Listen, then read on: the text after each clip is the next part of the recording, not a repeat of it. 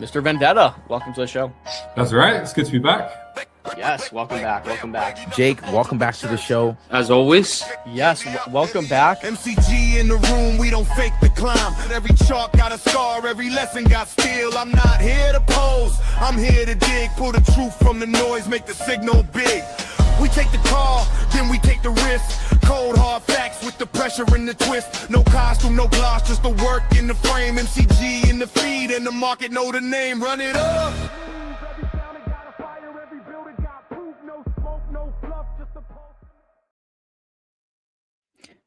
All right, GM guys, welcome back to MCG on this beautiful Thursday in the markets. Things are looking pretty good today. Yo-Yo, HawkX, what's up? I've seen you in the replies. Hawk or Hawks, I don't know how you just say your name. What are you trading these days? Let us know if you're looking at any tickers. Today, we actually have a focus on trading cards today.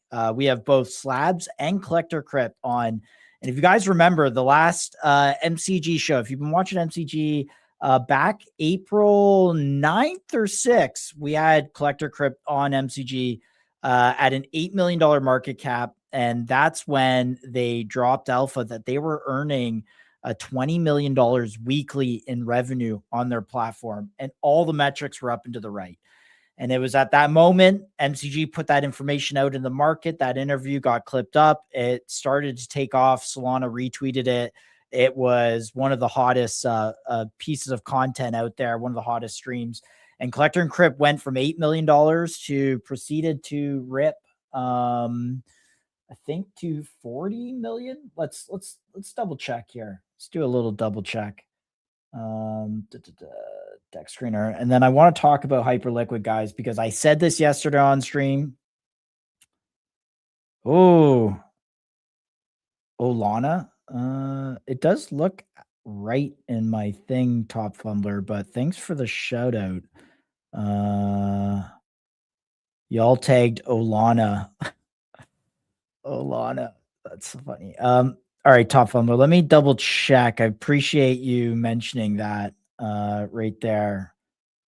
But it does look like got Solana on there. But, yo, honestly, sometimes when you're pasting stuff in and like setting up a live stream, you know, these definitely.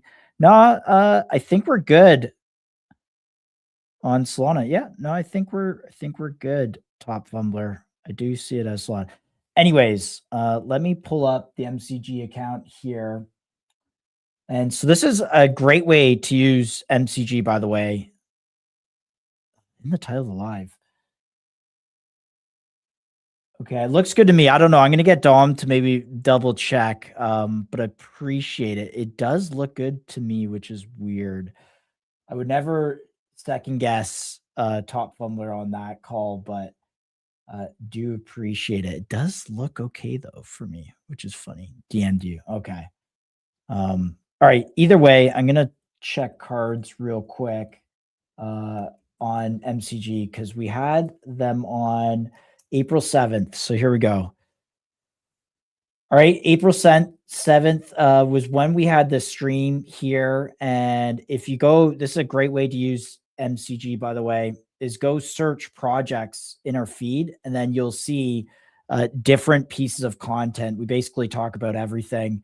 But in the stream notes, right here, Collector Crypt just distributed 42,000 in free packs to the community in 1 month. And they were doing buybacks with their revenue, I believe. Let's see. Yes, this was April 7th. I don't know where the clip, it's not showing up here. The clip where we had, it might be on MCG Alpha, which is all good. But nonetheless, April 7th was when we broke that news, and Cards has performed incredibly well since then. And we discussed on stream yesterday that there is a current dip that looks to be getting bought, but April 7th was back here, right? So if I look at my calendar real quick, so April 7th so that was a Tuesday.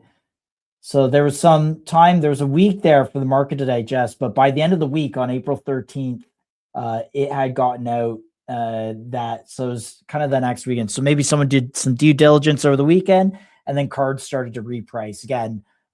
This is why you're on these streams, because this went from 10 mil circulating to 45. So this was a nice 4x in a few weeks.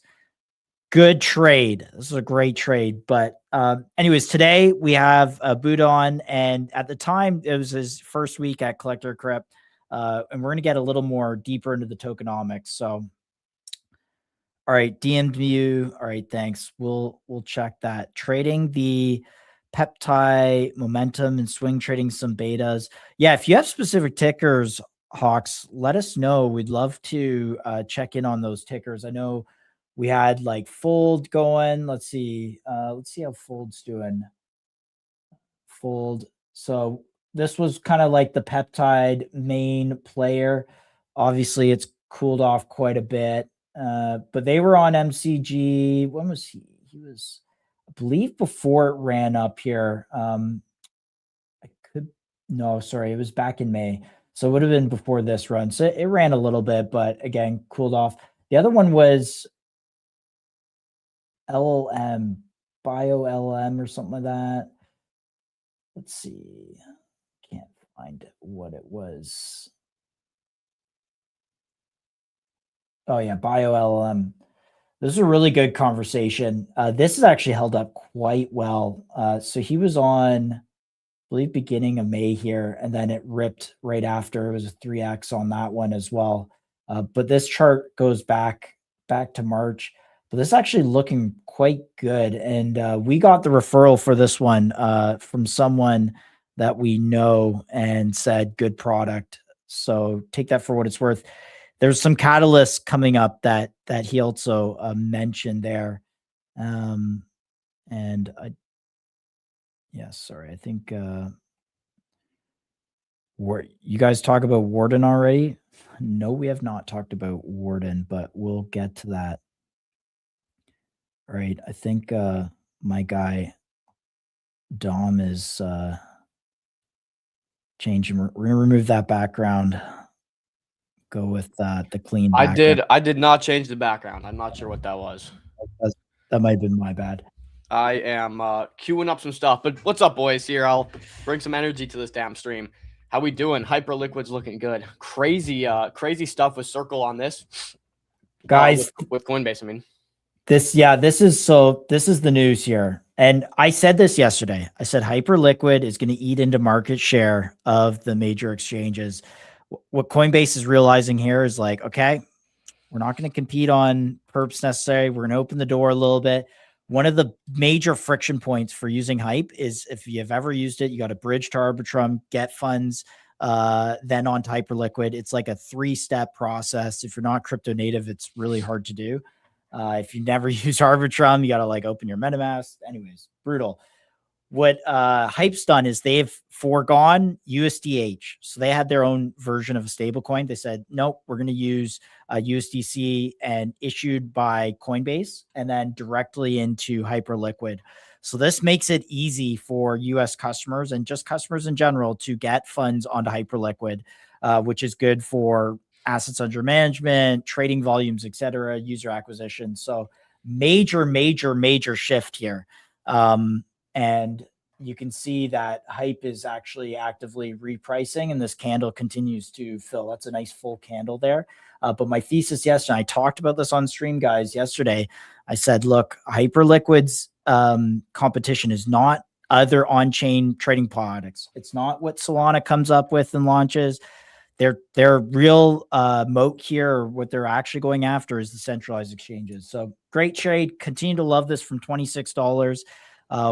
I sold all my ETH for Hype at $26, and I'm still liking it. I made the call a month and a half ago. I said by the end of May we'll be at all-time highs for Hype. I got 2 more weeks on that call, so there we are. Yeah, what we're also, I mean, to like kind of add to Josh's point here, and guys, bear with me. I'm just pulling up. We had to start a little bit earlier today. All good, but just pulling up some stuff. To Josh's point on Hype, they are not targeting, our market. They are targeting a bigger, broader traditional market. And with that being said, I'm not sure if you saw, but recently we had the Cerebras. How's it called? Cerebras IPO that's coming out. It's a very big IPO. I feel like I'm the only one that hasn't been tracking it really closely, but it was trading at like $185 pre-IPO on Hyperliquid, and today it's IPOing at a $363 value, $363 price tag. So there was massive arbitrage trade on Hyperliquid, which happened, got arbed out. Again, kind of going to show that like Hyperliquid is a better venue to trade than, even traditional markets, right? You can trade these pre-IPO companies and get all this upside exposure like we saw. So just another case for Hyperliquid. It's been absolutely incredible. But nonetheless, we have an interesting day today. We have a totally Pokemon themed day, which is perfect because we've seen the volumes, right? It's clear Pokemon's like having its shine. And we got Uncle Eddie coming on from Slabs to talk to us a little bit. The interesting part about this is I feel like for the longest time, we had this kind of NFT Pokemon bear market. When was it? 2023. And, today it seems like that's all kind of changing with this massive surgence in cards on chain, in trading volumes. And these TCGs are popping up specifically on Solana, which is interesting. It's not happening on Ethereum. It's not happening on Base. It's like specifically only on Solana. I'm trying to figure out exactly why this is. But perfect day. We have a Pokemon themed day. And I think without further ado, we can bring up the legend himself, Uncle Eddie, who's created Slabs. I think he's got a lot of lore in the NFT and Pokemon industry. So like getting that background is going to be really cool. And then an idea of how he's gamified TCG and cards even more. I think they're good friends of Collector Crypt. They have a pretty big partnership as far as I'm aware. So, and then obviously Collector Crypt's going to be following them today. So great show. Without further ado, let's get the uncle himself up. Uncle Eddie. Hey guys, Welcome. Can you hear me? We good? We are good. You sound great. You look great. How are you feeling? Amazing. I'm about to hop on some airplanes and go buy some Pokemon cards. Sell some Pokemon cards. And I'm so happy to be able to talk to you guys before. This setup is incredible. Your show looks amazing. This is really thank cool. you. Thank you. Well, we actually were just fiddling around with it before because we wanted to get a different layout on. Typically we go with another one. So we appreciate you saying that. But That's great. Good. You got a flight today. You said what? I said official. It looks great. Okay, good. Well, we're glad. If you say so, we will take it. You got a flight today. You guys have been making big moves. I think at Accelerate, you announced Slabs, as far as I'm aware. Yep. Could you let's just start with some lore here on yourself. You are pretty prominent on Twitter here. It seems like you've been in the NFT Pokemon game for a long time. Would love to just get a bit of lore and background on who Uncle Eddie is and how you got the name and how you got here today. How I got the name has nothing to do with the story, but we will get to that, I promise. Okay. It's so random that like we must end on that for this part here. But for me, I started my my like media, you could say, journey when I was like 11 years old, 12 years old. I started filming skateboarders. I got a video camera at a yard sale and I started recording my friends down the street who were better than me at skating. I didn't want to jump down the big steps, but I liked the people and wanted to be around it. So I like taught myself how to make videos. Before me both, by the way. I love it. Yeah, oh yeah.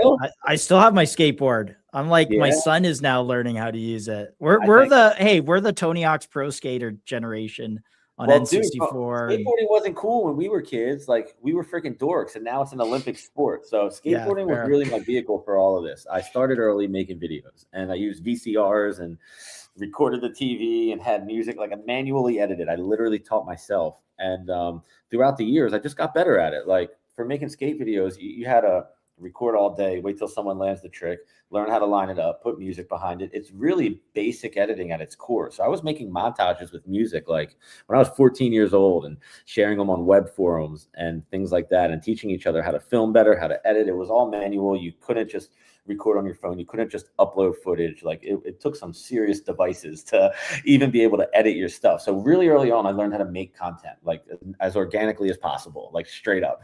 And by the time YouTube came out, I was really good at it. like really good at it. So I had all these great videos of professional skaters and other athletes and local musicians. And I was like the montage guy. I was in Philly charging people to make videos, whether it was for their press kits to become a better musician or to get sponsored for skating or to highlight. How many impressions did you have? Like, how big did it get? You couldn't measure it then. There was no such thing as impressions. Like for a lot of these videos in the very beginning, I was handing off like either little discs or hard drives for artists to go show themselves. Like, here's me performing at the local bar. Here's this, that. And it was way before impressions. And even before that, like on Vimeo, we all had years where Vimeo crushed YouTube. So we were uploading like everything to Vimeo because we wanted clear stuff.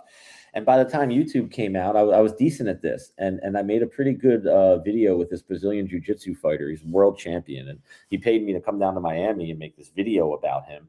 And it got like a couple 100,000 views on YouTube and really got the attention of a lot of people, including YouTube, because at the time that was like crazy.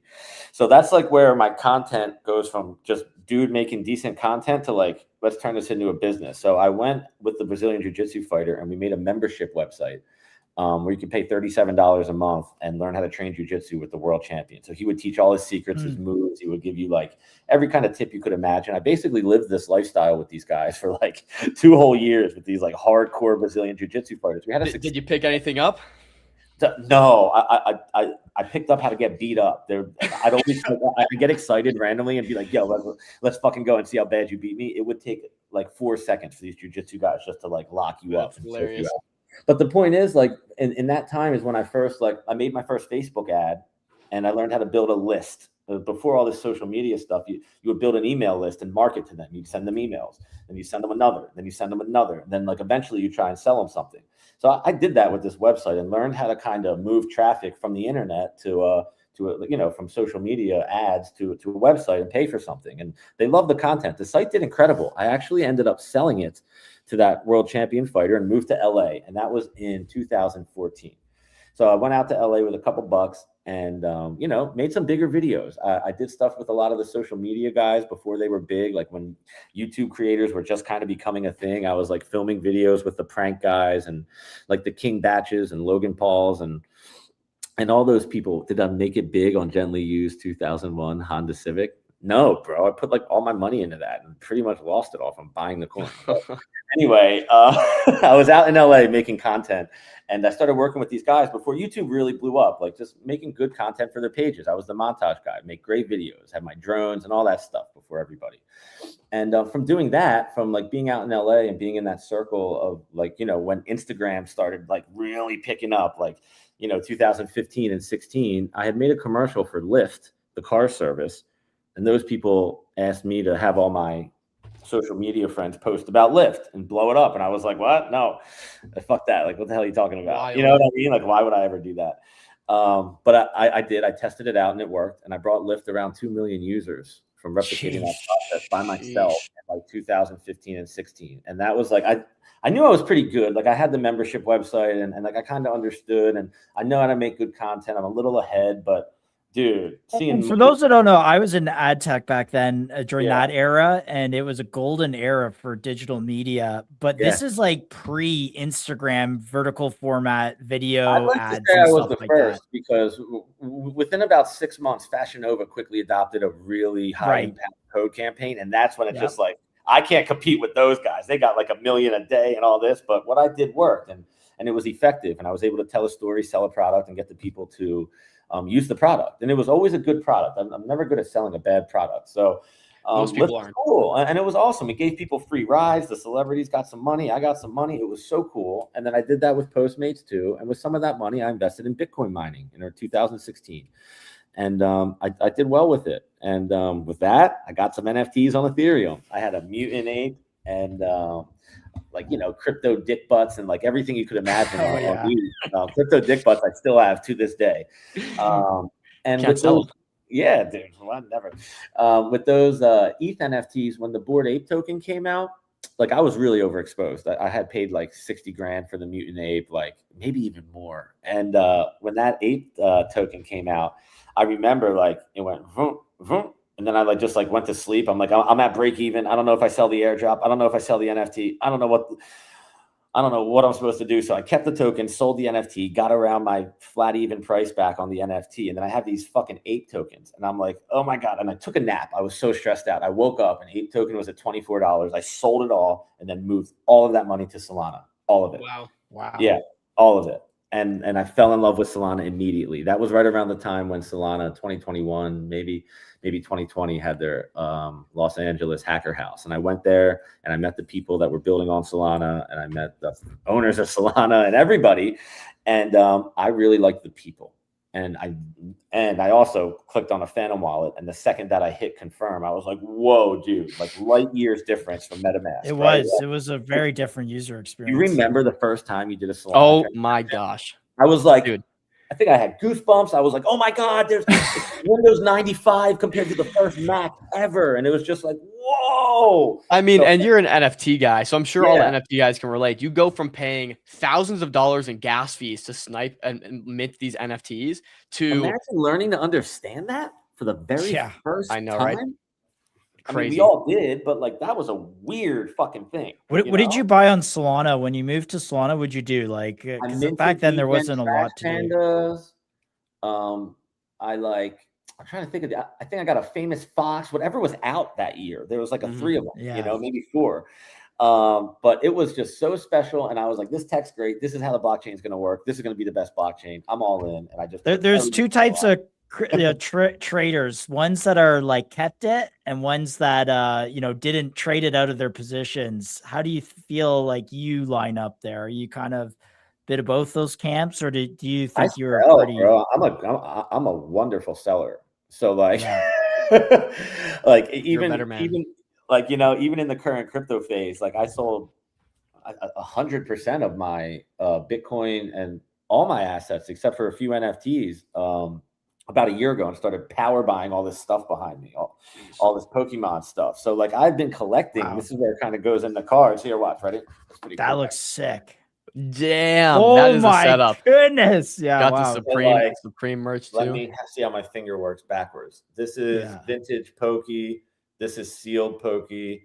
This is modern Pokey. This is my legendary collection, almost complete master set. This is tournament One Piece, sealed One Piece boxes, Pokemon Center ETBs, and this is One Piece Grails. All This of is it. an insane collection, and you got the Kaz up top, the Supreme Do you chairs, see the sad Pepe's up there? dude. You got Dude, everything, what the bro. heck? This That's- is a collector's Pepe's dream. took me 4 years to find. Is that a poker table I spotted behind you too? No, that is a No. golf putting green. Oh my gosh! Okay. Even better. So Uncle Eddie, let's hone this in here. Yeah, go understand ahead. You're I've been truly so young. long, You're truly you know? young, by the way. I love it. So we've got into we got the lore here. You're now on Solana. At what point do you say, okay, this collectibles, this Pokemon stuff is sick? We've seen like at this point, gacha has been very popular in Asia and for like mobile games. People are really blowing up on gacha. Like, Yeah. where does your background come into like getting into Pokemon and getting into gacha, and how's that translate into like, hey, now I have this product called Slabs on Solana? Yeah, right. That's a very, very good question. So the current Pokemon market, let's say you like Paldean Fates, right? It's the set from like, I don't know, 4 years ago. And the packs were retail $3, $4, or $5, whatever it is, right? They sat on the shelves when they came out. Right now, if you want to buy one loose pack of these cards, it's going to cost you $25 to $30. So it's just like any possible upside as a collector, not even monetarily. It's just like the odds of hitting the card. It's too much money. So when I saw these gachas, I'm like, I can spend $25, the same amount as a loose pack, and get a guaranteed, authenticated, insured, graded card, and with a minimum value of X. Like, my gosh, just compare the two. If you open that loose pack, that's $25. You go through it, you might have something, you might not. If you do, you have to pay $40 to $70 to $150 just to grade that one card. Then you have to wait 3 months, and you might not even get a good grade, and you might end up losing money on it, right? And like on here, if you go and rip a pack on Solana, on Collector Crypt, on Slabs, on any of the sites, you're going to have a guaranteed minimum value. You're going to get an authentic, insured, graded card. Like, to me, that when people say Pokemon are assets now, to me, the assets only include two things: sealed and slabs. Like the loose cards and the raw cards, it's cool, but it's a lot of work. It's hard. It's easy to rip people off. The things get dinged and dented. It's just, there's so much to it. But to me, if I can spend $25 to essentially rip a human pack that you have to buy from a scalper somewhere versus ripping $25 on my website, which I can do, I'm happy to show you. I'm going to go rip it on the website, and I'm going to take that insured, authenticated item. And then with these gotchas, you don't even have to take it home and manage this. Like, if you don't have the space in your house, if you're not lucky enough as me to have something like that, like, you keep them in your wallet on chain and they're safe. If you decide you want to bring it home to look at it, you can redeem it whenever you want. So it's just like, it's such a good vaulting solution. It's such a good solution for just being, we're an EV positive website. If you stay on our site long enough, you're up. You know what I mean? So it's just, with how aggressive and how insane the demand is for sealed modern product, like, I just think you're better off doing it this way. You're gonna get an asset versus a liability. You know what I mean? Interesting. So, and this gotcha experience, like, how come this is really taking the shape? And again, I kind of put it back to like these mobile games we saw in really blowing up in Asia, and people spending absurd amounts of money really to kind of gamble and gamify like the collection side of things.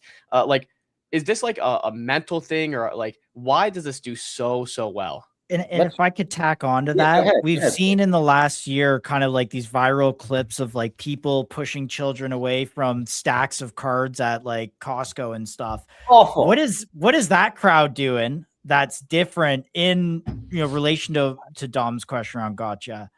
Dude, I mean, those people are just fucking nuts. Like, to sit outside for 3 to 5 days at mathematically well below minimum wage, like, I'd rather buy this pen and sell it on eBay and make that $5. Like, there's so many things I would rather do with my time than sit outside in the cold.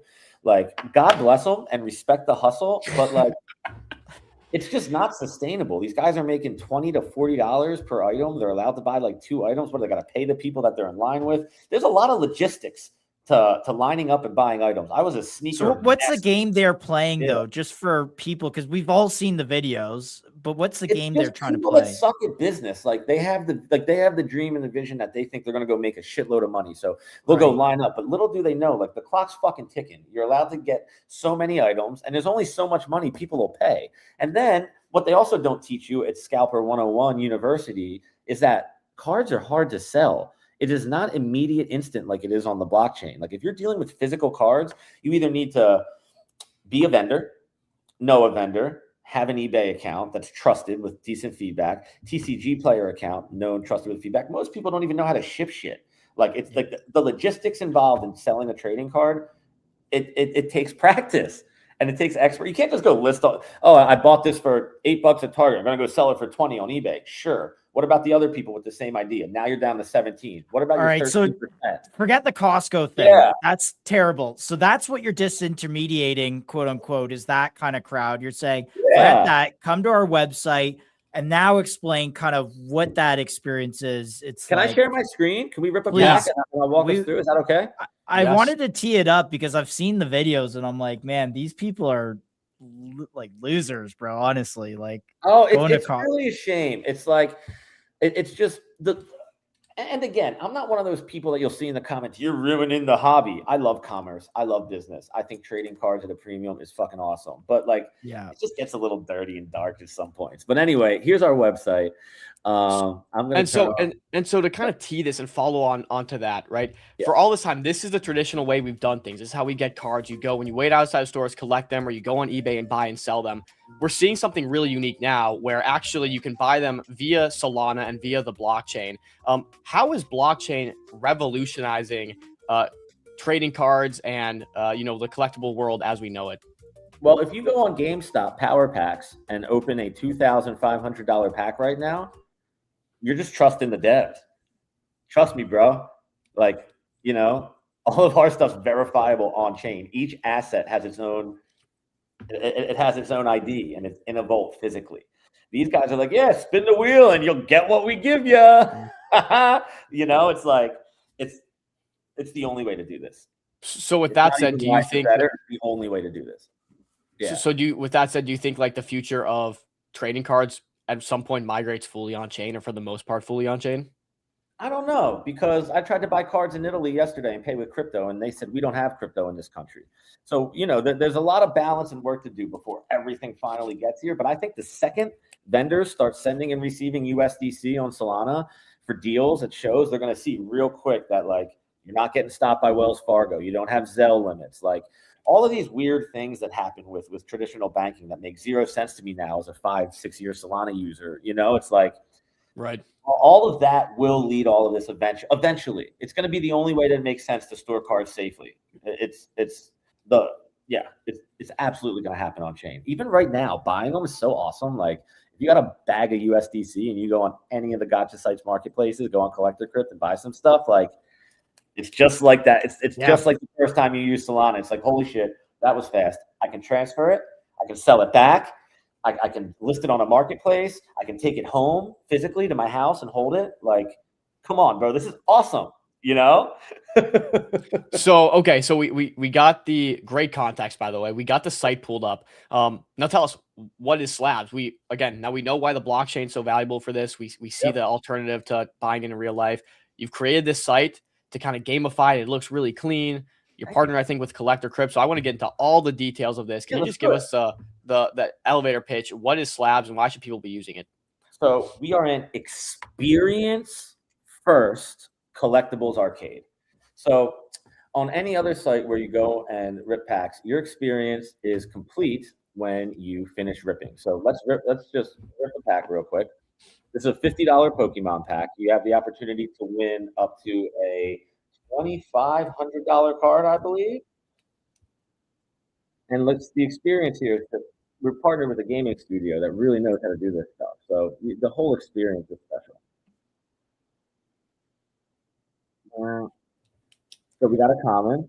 Now with this card, it's worth $34 insured. So I can just take it to my vault, have a $34 card, or I can instantly sell it back. Or one click, instant sell and rip again and just keep looping, which is so much fun. How I end up sitting here all day. And tell me this. You said this is plus expected value, plus EV to rip these packs.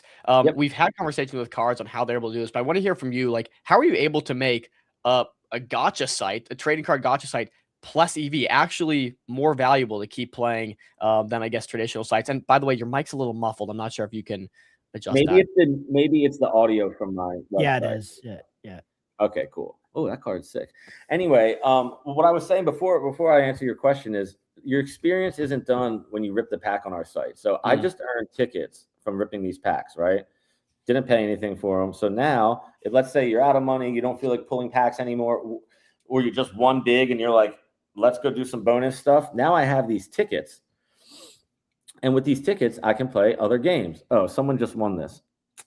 Normally, it's sitting here, and that card would be sitting in a glass slab. And with your tickets, you could just crack at the slab. And if the glass breaks, take home the slab. And that's free to play with the tickets. And if you want to just play the game, you can buy tickets and do it as well. And then also, if you want to go play some games with your friends or against some robots, or either way, I'll just do a practice round to show you. Here, everybody puts in $5 or $10. A pack gets ripped. And then the last guy in this circle keeps the pack. It's like our version of a pack battle. So like we sit here and play each other, and whoever the last one in the circle takes the slab home. So you can like make a lobby with all your friends. We were playing on places last week, and it was so much fun. So the last guy in here, I'm just gonna rip a big one. This game is fun. So you can do it on your phone, pull back your finger. It's super easy. It's really friendly for mobile. Now, boom. Oh, so I just got cooked.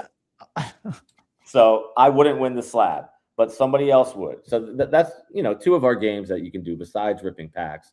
And that is what's different about our site and what's special about Slabs. We are going to continue to use insane visual graphics. We have an audio dude who just works on the audio for each thing. So we're going to really keep the user experience first, really make this a fun place to be. Come, win some cards, trade some cards, play some games with your friends, and learn a thing or two about Pokemon and One Piece. and there'll be more soon. Sports, sealed, all that fun stuff. So Eddie, why has no one done this before? Because I feel like you look at arcade games and you look at collectibles and they go so hand in hand together. Like, you know, the people that love Mario Kart, people that love Mario love collectibles. People that love these different arcade games, like it seems like it's such a nice, obvious fit. Why are you guys like the first people to be like, yo, we need to do this? I mean, maybe we were and maybe we weren't, or maybe we're just the first people to do it right. I mean, I'm not sure, but to me, it's just from my experience ripping packs on other gacha sites leading up to building slabs, I was like, something needs to be better. I'm like, it's too manual. Like you'll hear me say Windows 95 reference with Solana. It's too Windows 95. It's too, well, it needs to be an epic experience. You're spending money for a card. You're purchasing a card. That's really what's happening on the site. You're purchasing a card. So that experience to me has been so special, and like moments I treasure every weekend when I go to card shows. Like I'm about to fly to Texas to complete a master set, and then I'm hopping on a plane to Utah to pick up every single pack from 1999. Like that feeling is that nostalgia is so challenging to translate to a screen, and that's what we spend a year on. You know, I'm not sure why no one else really focuses on experience, because collectors collect, and you know, I think card people might just go click any site, but when you come here, you're going to have a really good time, and hopefully you're going to come back, and whether you win or lose, or you're happy with your card or you're not, or you sold it back, you're going to have free tickets to play games, and you're going to have a very good chance of taking home a slab.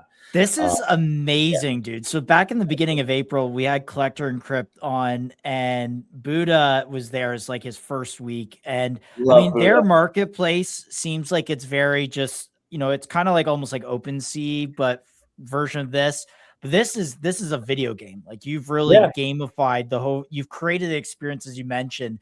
Is that the main difference? Like, are you as positive EV as Collector Encrypt, or is there an element to what you're doing that's technically, because we have these additional games, it raises the EV up above all of our competitors and our partners. So Collector Crypt is the best partner. I will work with them till the day I die, and I will never use anyone else. They are just incredible, ahead of the curve. They're real collectors, and how honored I am to have them, you know, be a part of our business. It's not just a basic API relationship like a few other sites you've seen. This is a Collector Crypt owns a part of our business, and they invested in our company. So we have like amazing access to everything. All the hard work Twam has done, all the hard work Buddha's done, all the hard work Dax has done. Like, it is so awesome to be with those guys. Like, imagine like building this thing thinking I got to compete with freaking Collector Crypt, dude.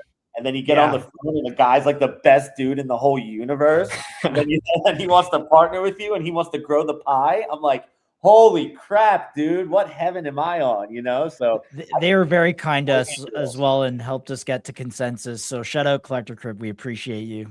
They are awesome. And I do have a secret for something awesome that we're doing together. Whenever you want a little. We want that secret right now. Yeah, let us know. June 12th in Los Angeles, we are creating the ultimate launch party experience for slabs, and it's going to be done with Collector Crypt and Solana officially, and a few other amazing people. And we are going to have a casino-themed mansion in the hills where you can come in and play games and win slabs, and there's going to be sushi and cocktails, and it's going to be a really, really special experience. And then the very next 2 days, Slabs is the premier vendor for this booth, the big massive booth at the LA Card Show, which is at it's like at a stadium or something. The last one was at a stadium and it was massive. These guys put on an experience. So we partnered with who I think puts on the best experience of a card show. Launch party Friday, show Saturday and Sunday. Come to LA, win some slabs, say hi, come rip some packs, mention the show, mention Twitter. We'll hook you up, and come meet us in person. Come learn about cards, come ask questions, buy, sell, trade, whatever. You're going to have a very big weekend, June 12th through 14th in Los Angeles. Wild. That's absolutely electric. Thanks for breaking that on MCG. We're excited to follow up with that. And if we get out to, LA, we'll definitely be stopping in. I think now I want to take this conversation to, you mentioned you guys are more plus expected value than all other competitors and partners. And I just kind of want to break down the economics of the business, the fundamentals of the business, how we scale this thing. Let's start talking business a little bit. Yeah. I want to touch more on this plus EV thing. If it is more plus expected value to go to slabs than anybody else, there's no reason you shouldn't or you wouldn't, especially if the experience is much better as well. how do you do this? Because we understand the cards mechanism. They're able to buy like a very big discount when they buy in bulk. Yeah. So you can see Collector Crypt and everything they've ever said and answered about this question for our baseline. And then for that, just on top, add our games and experiences. So it's you open X amount of packs, you get X amount of tickets, you have X amount of chance of winning that card worth X amount of dollars. It simply cranks the EV up from having these games and having them be so user-friendly. Like if you rip a lot of packs and have those tickets, you're going to get that slab. Like if you're a psycho like me and you're just ripping packs and I have like 1,000 tickets, if Crack the Slab, the card in it is worth $1,000, I'm going to sit there and crack it until I take that thing home. So we're really giving our users a chance to just not lose. You know what I mean? Of course, it comes out of our pocket and our inventory, but it's worth it. I think there's enough to go around in this business, and there's a chance to be greedy, or there's a chance to push this thing that I'm saying, which is the Collectibles Arcade experience. And that is what's going to happen. I'm going to push the experience. I don't need a quick buck. I could survive my life off of that thing back there. I'm not taking a salary of slabs. And this is really like a full-time passion project for me. This is everything I've ever wanted in one. Like I've never launched anything on chain. I've always helped other people, whether it was Claynosaurs or any of the other companies that I worked with along the way. Jupiter, like all these amazing people that I've worked with, this is mine. And I am like all in. So yeah, that's just what you're going to keep getting, you know? I want to get to kind of your go-to-market and rollout strategy here. But before we do this, I want to set the stage because we've seen this snowball effect, this massive expansion and growth of RWAs on Solana, RWAs on the blockchain, specifically in, Pokemon cards, right? And trading cards in general. What was that key piece that maybe the domino that just fell that started this chain effect? Because now it's blowing up. I think we just saw 85 we saw some record days from some of these companies. What do you think what would you attribute that to? Because this snowball is starting to roll and it's growing fast. I mean, I think there's a lot to it. I think that the simplicity of how I explained the opening packs and obtaining packs in person versus getting an authenticated, insured, graded card is just like in the back of people's minds. Like, what do I want to spend my money on? Two, crypto's been kind of boring. A lot of people are sitting on wallets, sitting on balances, waiting for October, waiting for whatever all the callers are saying. And like, how can we sit here and not destroy our bag, have a good time, and potentially get some assets? You can go rip some packs and learn about cards. You're going to have new friends. You're going to have new spaces to talk on. You're going to have a whole plethora of like rabbit holes to dig down because there are subcategories it's very fresh. Of these cards. It's just like a whole new world. And I think what really what brought it all here, I don't know. It must be the screen recordings of people hitting 5K cards on 250 pulls. I'm not sure, but it works for us and we like it. Yesterday, I was meeting a vendor. I was buying $8,000 worth of One Piece cards, old vintage ones. And we were just chilling. Like, we felt like we shouldn't leave because we both like drove a half hour. So we were just kind of like awkwardly talking. And I was like, dude, you want to see my site? And he was like, whoa, what is that? I'm like, look, here's the One Piece packs. And I'm like, for here, let me show you the screen. So like, here's the One Piece packs. And I'm like, if you decide that you want to open a One Piece pack here, here's what you can win. And he's like, what the fuck? He's like, wait, I can get a case of OP13. He's like, you have these are the hottest cards in One Piece. Like, these are the gold stars of One Piece. How are you getting these cards? Are these from I am going to every single card show in partnership. So Collector Crypt has quite a few buyers. I am far from the one doing it, but I am one of the many. And I'd say I'm one of the stronger One Piece buyers over there with our partners. So I go to shows every weekend. I go to different cities, golfing all the time. I'm around. And if I see a lot, I'm just grabbing it. If I see a decent deal, I'm grabbing it. If I see a grail that's not a decent deal, but impossible to find, like this right here. So a lot of this back end work it's not automated. You are like boots on the ground. Relationships. Relationships. Bro, card running is not easy. Like getting cards, like, do you understand if Twom puts a $100,000 like I just dropped off a Snorlax yesterday to Twom. It was a $75,000 card for my personal collection. We're tokenizing it. When that thing goes into the $1,000 or $2,500 gotcha, it's gone in an hour. Gone. So like he has to be able to buy like $1 million worth of grails alone a week just to keep up with that. So it is constant work. It's boots on the ground. It's knowledge of inventory, knowledge of the market, what's going to be popular next, what people want next, what's going to make people come open our pack over the other packs. And it's the fact that you have 10-year plus experts shopping for you. Look, how do you manage the pricing of this? Because if you make bad pricing decisions, I could see this get out of control pretty quick. Like, is there a price data? A solid custom built pricing oracle is the answer to that. And pricing data from Pokemon comes from 3 major places: eBay, TCG Player, Alt, and Fanatics. Those are like the big auctions and the main places where commerce happens. So these pricing oracles aggregate the data, create averages, and spit out a live price. And that's what we built. Well, that's what Collector Crypt built, and with our help, perfecting it. You know. So wait, this is fascinating because you just mentioned, okay, I get a $75,000 card. I go and, put it in the gacha machine. Within 1 hour, this thing is gone, which means people are coming on and playing until it slaps. Does that mean right now demand is so much greater than supply that like you guys can't even keep up with We're keeping up. Our gachas are live, but again, I got 3 flights. Right, in the next 24 hours. I'm going to Texas, I'm going to Utah, I'm coming home. Everything that I touch will be tokenized for Collector Crypt and slabs. I'm going to pick up the coolest shit I've ever seen in my life. And yes, it'll be gone in an hour. And yes, it's taking me a few hours, but this is part of the experience. Where else are you going to go into a gacha machine and say, I can win every single pack that Wizards of the Coast has ever created in 1999 in slabs as one NFT? And take home this fucking briefcase of the coolest collectible ever. Yeah. So I'm going to keep treasure hunting. I'm going to keep, getting the best possible cards ever because I know everyone and I know every character on everyone and I know what year it was made and I know the tournament cards, who won them and why. And I love it so much is why this is going to work. This is wild. And I guess I want to understand like who you're targeting here because it seems like at this point, these platforms are well trusted. People prefer them over everything else. They love the gamified elements. They like the marketplaces. They like Plus EV.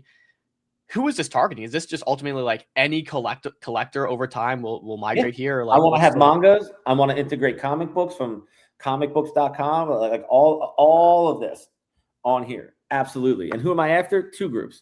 I'm after whales who want to rip $2,500 packs from crypto, and I want to treat them like they're fucking God and give them the best life that they want. I will fly them to my party in Los Angeles, right? That's one people. And you don't have to market to them too hard. They see us on Twitter. They know that we're legit. They check our inventory, and they rip 100 packs and see where they win the most stuff. Our guy, Top Fumbler, was a heavy user of Collector Crypt. Maybe he's going to give slabs a shot. I don't know. He keeps bringing up 2001 Honda Civic. Yeah, so, that was... Ask away, bro. I had a lot of fun with that thing. But anyway, so there's 2 people. It's the big whales, and then it's the $25 pack rippers from Web2. So there's 2 funnels, and they're going to go in one of 2, and both are going to end up playing the games together. And so what's the go-to-market here? And interestingly, like, hey, I'm going to fly the biggest whales out to the parties. We're going to treat them like royalty, like kings. This is like the casino method. It's interesting. It's almost like you have this casino aspect, but also like it's actually Plus EV in a lot of cases. Yeah, here. And it's not a casino and it's not gambling, but from my history, my past, my life, my experience, I know casino owners and I know multiple casino owners in the world. Like I'm friends with my buddy ran Trump in Atlantic City, my friend's father. Nice. So I grew up around this family that was running a casino. And I spoke to this guy on the beach for 6 hours a day for 10 years and just how he ran the Trump business. And then I watched and became friends with the owners of Planet Hollywood and the guys who were doing MGM Digital and study stake, right? So I'm taking things that these guys use effectively and trying to put it into my business. Like if I go and spend 10 grand at the Wynn, goddamn right I want a suite and I want the fucking fillet. And I want to be backstage with Marshmallow by 11, and I want to be in bed at 12 and hash browns at 8 a.m. So like, I feel like our top players deserve those hash browns to be hand delivered. Oh shit. Fluffy. Let's go. Yeah, this video was sick. No. I love that approach. He made the shirt by himself, bro. He did? I don't even have that shirt. Yeah. This is grade A content. I mean, video. I didn't ask him I didn't give him the shirt. I found out from seeing the tweet on the timeline and I called my team. I said, get this dude an advisory agreement. He's our fucking partner. And Nice. that's how you work. You got your take notes from Fluffy. Yo, you're new, you're bored, you want to grow as a creator. Just take do some it. fucking risks like that, bro. Holy crap. That's incredible. So talk to me about this specifically. Like, is this part of the go-to-market strategy? We go to people, we show them opening packs. Is it streamers opening packs? Like, what is the go-to-market that brings people? It's a complete, it's a whole mix of it all. Like, my personal network is enough to launch a very large company, I think, by itself. But with me and my team and everyone who's been around us combined, it's a lethal weapon. So, I mean, obviously we want to start in the area where our core users are. So we opened up our Discord and did a very soft launch about 3 weeks ago. And all of those people that are in there riding with us, they are getting hooked up for life. We got feedback from them. We changed the product for them. Our website, the way we soft launched it 3 weeks ago, it looks a lot different than it does now because of these amazing people's feedback. So our first part of our go-to-market was get fucking feedback.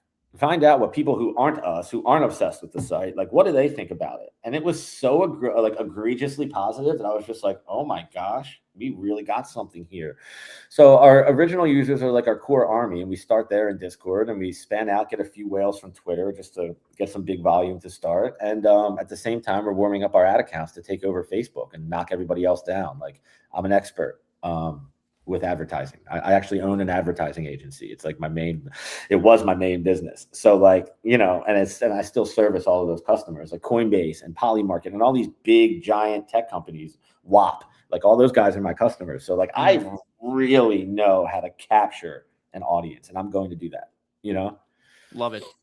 Can we talk a bit more about partnerships? You mentioned the Collector and Crypt partnership. What about MoonPay? It seems like you're working with them at some level. I love MoonPay. What does that relationship look like?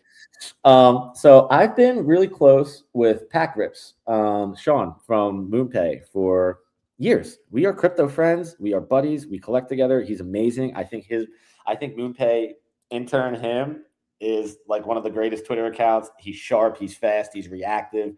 Like, holy crap. Not to mention, they have a great product.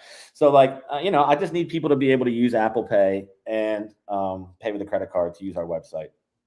That's simple. I think MoonPay was the best solution, so we're going with that right now. I'll always use the best solution, you know. But yeah, it happened to be a good relationship plus a good solution. So yeah, nice. Yeah. Follow on to that. What about funding? You mentioned Collector Crypto and you are partners working closely. You've also put a lot of your own resources and personal inventory into this. What does funding look like? I don't think I'm gonna like announce our like participants and our fundraise till it's over, but I will say that Collector Crypt's in and they let her around, and they are the best partners in the universe. The rest is just so big and massive and crazy that I don't know, I'll probably lose the deal if I talk about it. So don't do that. Who's behind us, and gosh, like, we never would have thought that this would have happened so fast. This move that I'm about to make is something I planned on doing 3 years down the line. So like, yeah, we are coming out swinging, and our cap table's disgusting. Let's go, dude. Well, we're excited for the announcement. We'll have to cover it when it does come out. Like, you got to respect the financial privacy, but I want nothing more than to like whisper in your ear and be like, bro. Yeah. We'll just shit our pants right on the spot. You will. No. Yeah. You're gonna be proud of me, I promise. Let's go. Well, we're excited for it. How are you guys thinking about a token? Is there a token you guys want to launch to Align platform, or just like not interesting? Not interesting. Yeah. What's the reasoning for that? Collector Crypt is the best example of a token in fucking history, and they did it so right. And my competition is them, and they're my partner, and I don't need a token. I'll keep buying their token. You know, I'll just keep buying their token. I'll just keep buying cards. And also, I don't know, like we're on Solana. Is a token possible? Yes, it's possible. Is it in my plans? Absolutely not. So I'm not going to say no, but I'm absolutely so far from saying yes. You know, I don't need a token. I believe in our product, and I have had so many shitty advisory deals and investments in my years in crypto that I'm at the point where I'm like cutting money out of my own pocket, my own ownership, to make sure that my investors are going to win. And I don't think a token's going to help that. So do you think it was a good so back to Collector Crypt, what do you think the token solves for them? Do you think it was helpful for them to bootstrap their current kind of attention, or do you think they would have got absolutely, there bro. anyways? I think anything that Twaman Because that thing went from like a few mil to like 80 mil, and everyone was paying attention all of a sudden. it's the most obvious play. The whole bear market. I mean, what was the actual question? Like, what do I think? It was just, do you think it was helpful to them? I think it's great. I think Collector Crypt needed a token. I think it pumps up the company's total value. I think it gives outside investors and stock and traditional finance people a point of reference. I think it's epic. I'm just too scared to do it myself. You know what I mean? That's fair. I really believe we in have our to ask. product and experience, and I think that's going to bring in enough to make everyone happy. But who knows? Like I said, like if someone proves a way to make a token work, like Collector Crypt still looking good in a few years, fuck yeah. You know what I mean? We were talking pre-show about that because they were on April 6th, and all of a sudden they mentioned that they're doing like 20 mil a week in revenue, and the market had no idea that was going on. It was pretty sleepy, and then that's why I like them so much. And like, come on, they don't talk and flex their fucking money. No, they don't. Like the adult in the room. Like, you know what I mean? How lucky of a partner to have. Like, I had no idea they're $1 billion+ business. Like, cool that's crazy. That you didn't what about Slabs? Are you guys seeing similar growth? Do you guys publish it? I didn't see anything in the feed. No, we didn't publish anything yet, but other than we hit 1 million our first day. Oh yeah, there we go. First day? Yeah, that's the day we launched that tweet. Yeah. It's amazing volume. Do you have any top line numbers you're able to disclose on just how traction's been, or just general thoughts on like traction's been really good? We're getting good feedback. I'd say we're just like 3 to 5 times bigger than I expected to be, and I'm a soft launch guy. I'm not putting all my eggs in the first week's basket. You know, we turned the machine on, and now we're going to keep oiling it. And I'm not in a hurry. I'm not making a token, and I'm not looking for a quick buck. So we're just going to keep beasting out these experiences, and I'd assume that the numbers will follow. I mean, our team has everything dialed to the penny of like cost per customer and all those details, and we know what we have to spend to capture a customer on ads and stuff like that. But I'm not that guy. I'm the you know, like, we gotta bring in Ben for those numbers, you know. Totally. Where do you want to take the game experience? You got a couple really cool ones, but like where does that go? Are we talking like full on, you know, like as long as it's playable extremely quickly, lightning fast on mobile and desktop, the possibilities are endless. I'm never going to make someone download something. It's always going to be quick and easy and simple. Just like, you know, the mini games that like you text with like your friends, if you play like mini golf or like tic-tac-toe or like any of those fun, like iMessage games, like just good experiencies. Like there used to be like Newgrounds back in the day and like E-Bombs World. I don't know if you. Yeah, of course. I'm 37. Yeah, I love that shit. Like, all right. Yeah, there we go. Stuff like that, you know, like I really just want people to come on and have a great time. If you can come spend $200 and be on our site like for 2 hours, 3 hours and play games with your friends and leave with a card collection, like that's awesome. Gosh, like I'm happy, you know, and there is no bad cards on our site. Even if the value may be low or whatever on some of them, like it'll be like a lower Charizard or like a Gengar, or like a cool promo. Like everything that we have is very curated, and these guys have their hands on every buy, and they check every single, like if I send a spreadsheet of cards I found, they check every single certification number, every one. And if they don't like it, they just fucking delete it, you know, and they are really, really good at what they do. I'm just so thrilled to have the best partner in the world. And mechanically with Solana, are you tokenizing each card as an NFT? Of course, everything's on chain. Every single thing. And we use a Metaplex tech for the NFTs, and like they just keep getting better. What a sleeping giant, man. Oh, yeah. That's another one, bro. They're powering a lot of this stuff. Don't sleep on Metaplex. Alpha alert. Like, agreed. I think they have a token. Fuck. Like, yeah, definitely pay attention to Metaplex. Those people are incredible. And I have never imagine being a Solana fanboy, right? Like I am a fanboy. Like I've spoken at the conferences. I am friends with the founders and I know all these people, but imagine them seeing Solana tweet our website. I was like, yes. And now they're supporting our event, and like the whole team at the Solana Foundation, Solana New York, even they have a guy in LA. They're like, he's going to help you with the event. I'm like, fuck yeah, dude. Like just overwhelming love and support. And to have that from my favorite blockchain, from some of my heroes in business, like Raj and Toli, I get goosebumps talking about my business. Let's go. So, okay. Well, on that then, is Slabs only possible on Solana? Is TCG, collectible trading cards, marketplaces only possible on Solana? As of now, yeah. I mean, BZ worked on Base. And BZ's an incredible business, and those people are fucking awesome. So I'd say, yeah, only like I think it's best on Solana, but you could go do it on Base. I don't really like. I don't think Ethereum's for fast transactions. I mean, like it would probably work on Arbitrum. You know, like I'm not gonna hate. You know what I mean? But like I wouldn't build it on ETH. Like if I had to use any EVM ever, it would always be Arb. They have the best tech, the best people, the best team, and they're undervalued. So like, yeah, it could work on Arbitrum. Is the answer, and it did work on Base, but it's built for Solana. You know, right. Yeah. I think as we kind of wrap here, I just want to get into. It sounds like you're jetting across the world, doing stuff all the time, like really trying to grow this thing, locked in. I want to hear a bit about your roadmap, kind of what comes next, and how you're really edging yourself out from competition and any future competition that may come up. Yeah, like I'm really happy to share that because I'm not replicatable. You know what I mean? Like what I've accomplished in 37 years is nothing short of amazing. I should have been dead 10 times. Like it's so I'm happy to share it. Like we started, like I said, with Discord and Twitter, right? Get all the core people that we know, like have them try it out. Next is like friends and family, like elite friends and family. Like yesterday I said I met that vendor. I showed him the site for the first time. Fucking pulled a $10,000 card on a 250 pull right in front of him. He took that video, put it on Instagram, called me 10 minutes later. Yo, bro, I need a ref code. I have like 20 other vendors trying to spin on the site and win cards. And like, I'm never going to stop. I'm not too good to show anybody my website. I'm not too good to give anybody a free pack. Like no matter how big or small, who would have thought I'd be targeting Pokemon vendors? Yes. Like, come on. Who would have thought that I'd be targeted? Like, but I know that that's going to be effective. Play this. Yeah. Okay. So this is you. This is exactly what you're referencing here. Yeah, there's the guy. We were just standing there. I told you, we're awkwardly talking. It's just look at that. It was, yeah. So right then and there, I won that dude and everyone he knows, and he's a very popular vendor in Los Angeles. So I'm on a world fucking press tour, and I'm gonna not stop until everyone has seen my site and at least gave it a shot or considered it. Like I have some of the biggest press that Web3 has ever seen coming up next week. I'm going to New York to do an interview to 100 million homes. Haven't announced that yet. That'll be pretty sick. I'm gonna bring some slabs, show them my website.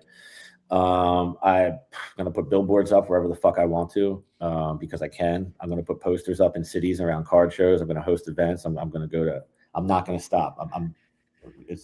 It sounds to me like the factor here is, you know, like you said, you're not replicatable. You have just an eagerness to make this thing succeed. Your wealth of industry knowledge is just, it's 37. It's been there for your entire life. Dude, all those people I paid for Lyft, they still live in Hollywood and they're all pretty successful now. So like I have all these Web2 celebrities that I haven't even unlocked yet. Like I can text 50 million followers on TikTok in about 20 minutes and have them tweet whatever I want with a direct link. I'm just waiting.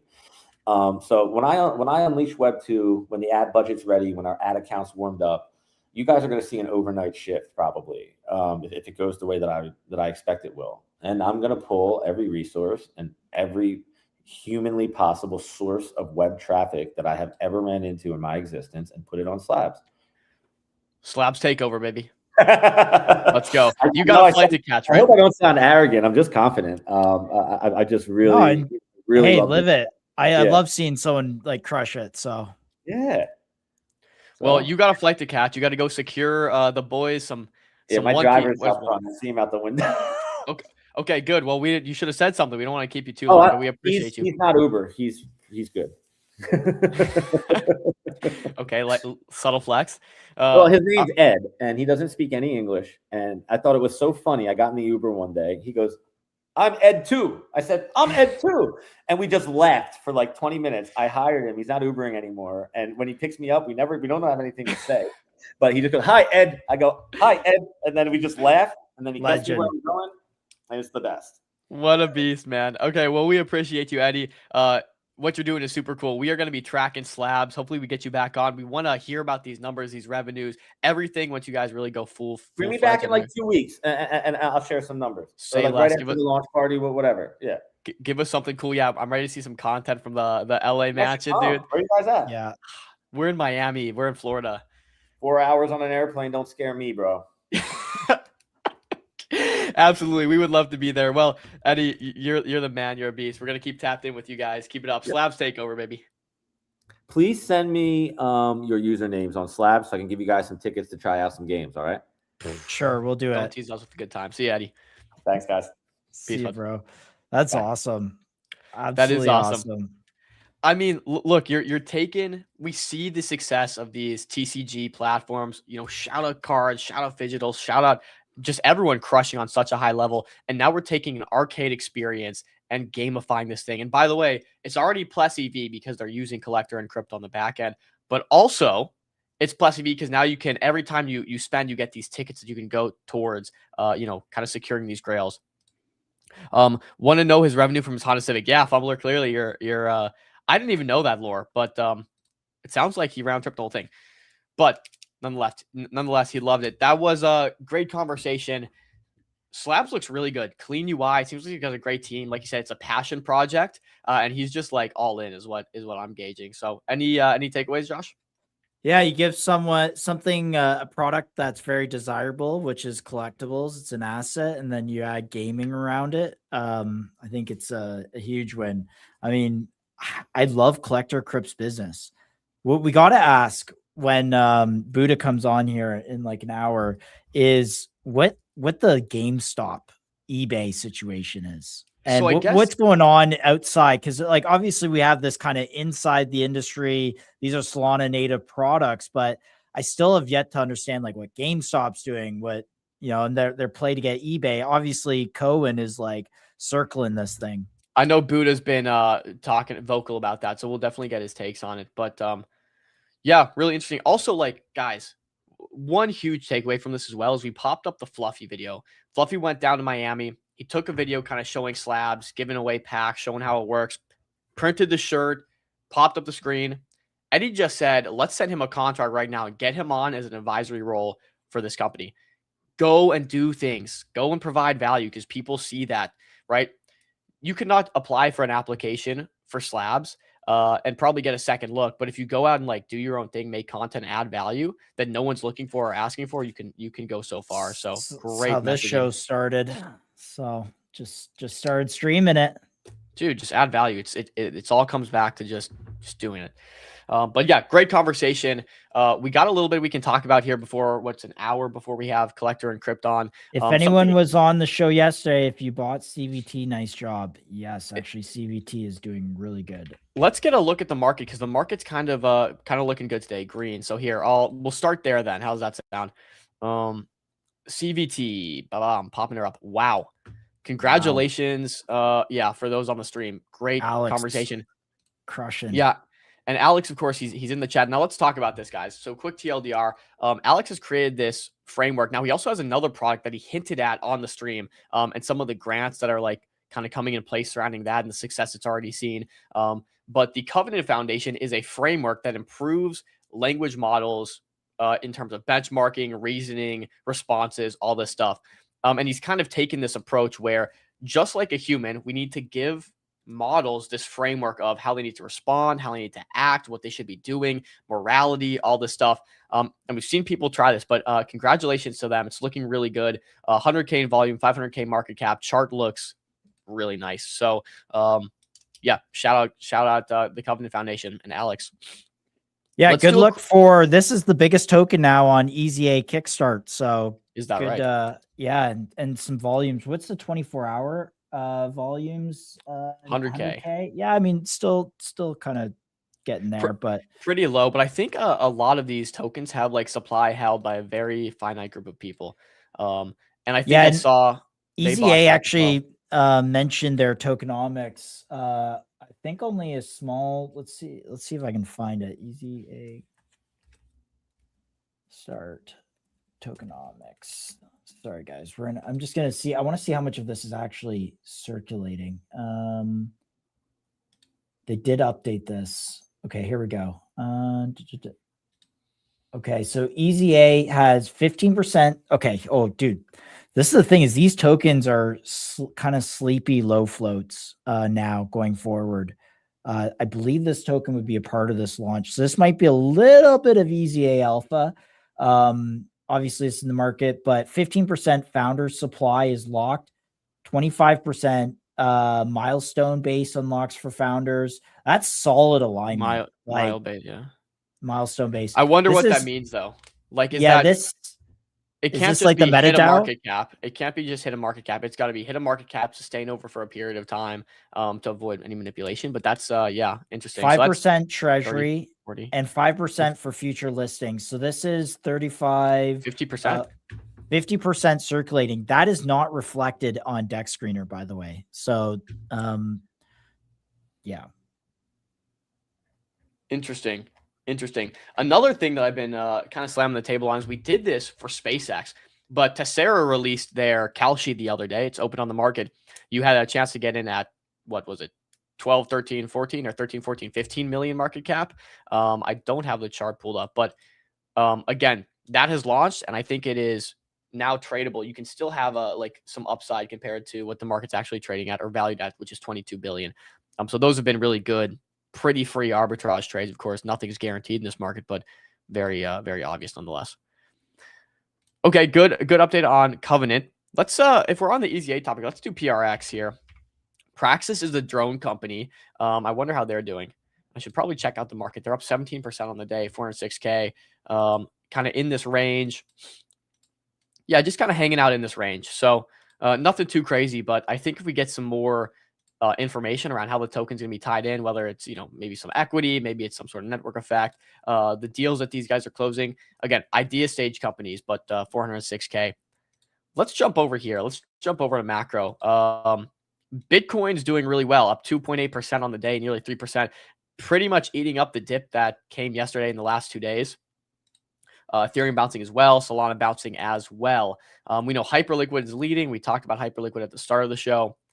Really impressive what they're doing with Coinbase. Again, this is $150 million of revenue added to their bottom line. Okay. So because of the yields you can now get from the stables sitting on the platform, they will be earning $150 million on the $5 billion they have in stables, I believe is what I heard.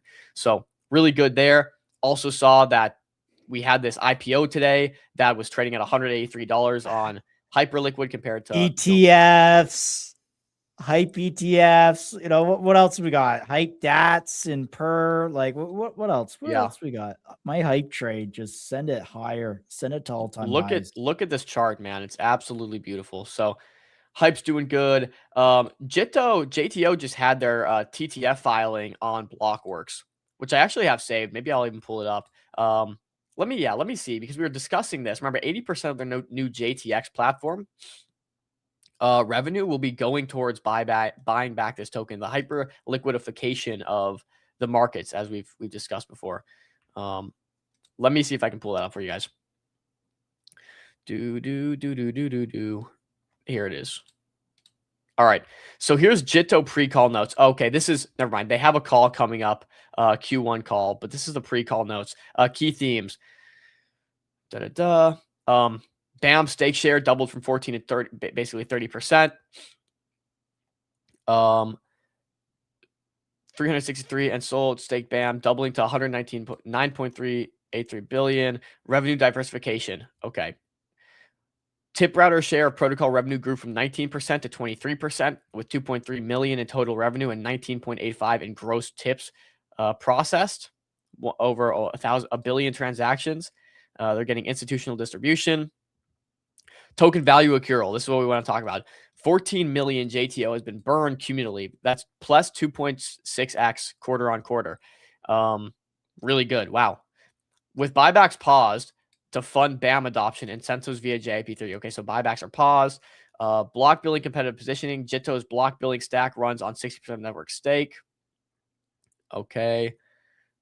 So protocol revenue. JITO generated 2.33 million in protocol revenue in Q1 2026, split roughly evenly between two business lines. JITO Sol 51%, 35%, and JITO Tips 49%. So basically 50-50. They made 2.3 million in protocol revenue for the quarter. We talked about this. How does this? Okay, so how much goes to buybacks is what I'm trying to figure out. And this is my first time looking at this, by the way, guys. Okay, here we go. JTX launch. Jito's first front-end product was unveiled at Solana Accelerator on May 5th, 2026. With an early June launch, the self-custodial trading platform aims to deliver best-in-class execution by routing across Solana's spot and perp venues. Okay, so it's a DEX aggregator. It's a perp venue aggregator for the most part. 80% protocol revenue accruing to the JTO holders. So that's kind of what people are betting on right now. Okay, so not too much there. They did 2.3 million this quarter. 80% of their JTX revenue will be going towards token buybacks. Just kind of wanted to cover that because I know it's one we've been talking about on the show. And market cap is pretty low here. Again, I can pull that up if I go to coin market cap for you guys. Let me see what JTO's market cap is.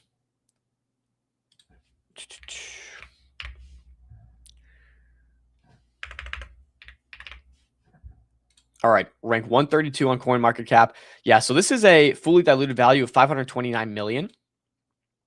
Where is the circulating?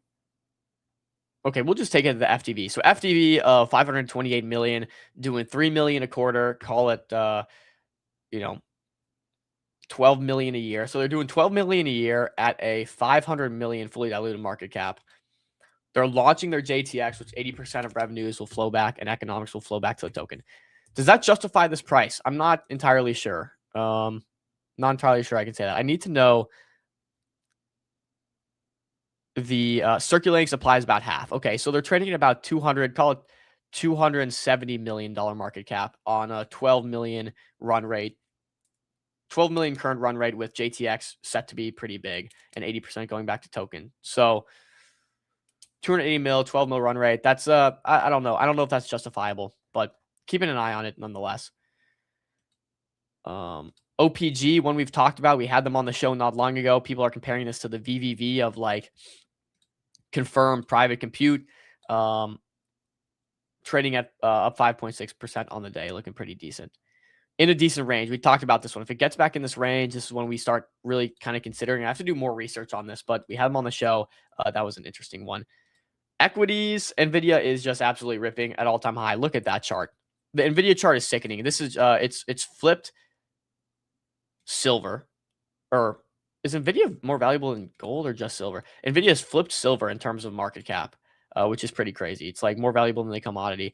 Tesla, we talked about this zone on Tesla a while back.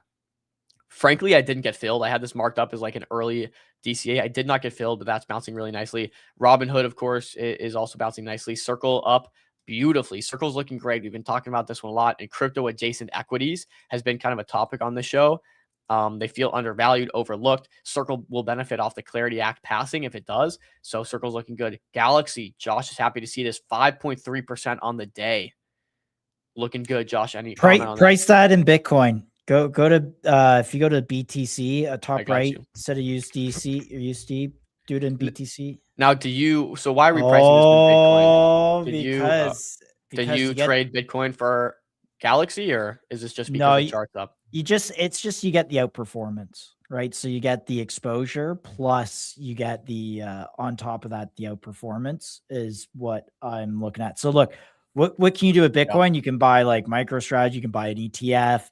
But if you really want to capture all the activity in the industry and plus the AI upside, I think this is the way to go. Yeah, it is outperforming Bitcoin. It's a good note. It's a good note. Would you sell your BTC for this? Maybe not, but like, would you sell your BTC ETF? Maybe, right? Yeah, even against USD though, 5.7% on the day, looking really good. So just wanted to cover the macro real quick. Let's jump back on chain and we'll kind of chill out. We got some time here before Collector and Crypt comes back on. But anything you guys want to look over, drop it in the chat. He's 115. So yeah, drop tickers, guys, in the chat, and we'll go over some stuff. Nice Meteora bounce there. Nice Meteora bounce. Pump is in this range we kind of talked about. Didn't quite tap that zone I had marked out, but it's again in that interesting range. Pumpcade doing the ace round. This is exciting. Tomorrow we have MetaLex on for the first time in history to break this ace round and talk about it. Really exciting stuff here. Interested to see kind of what they think and what their thoughts are.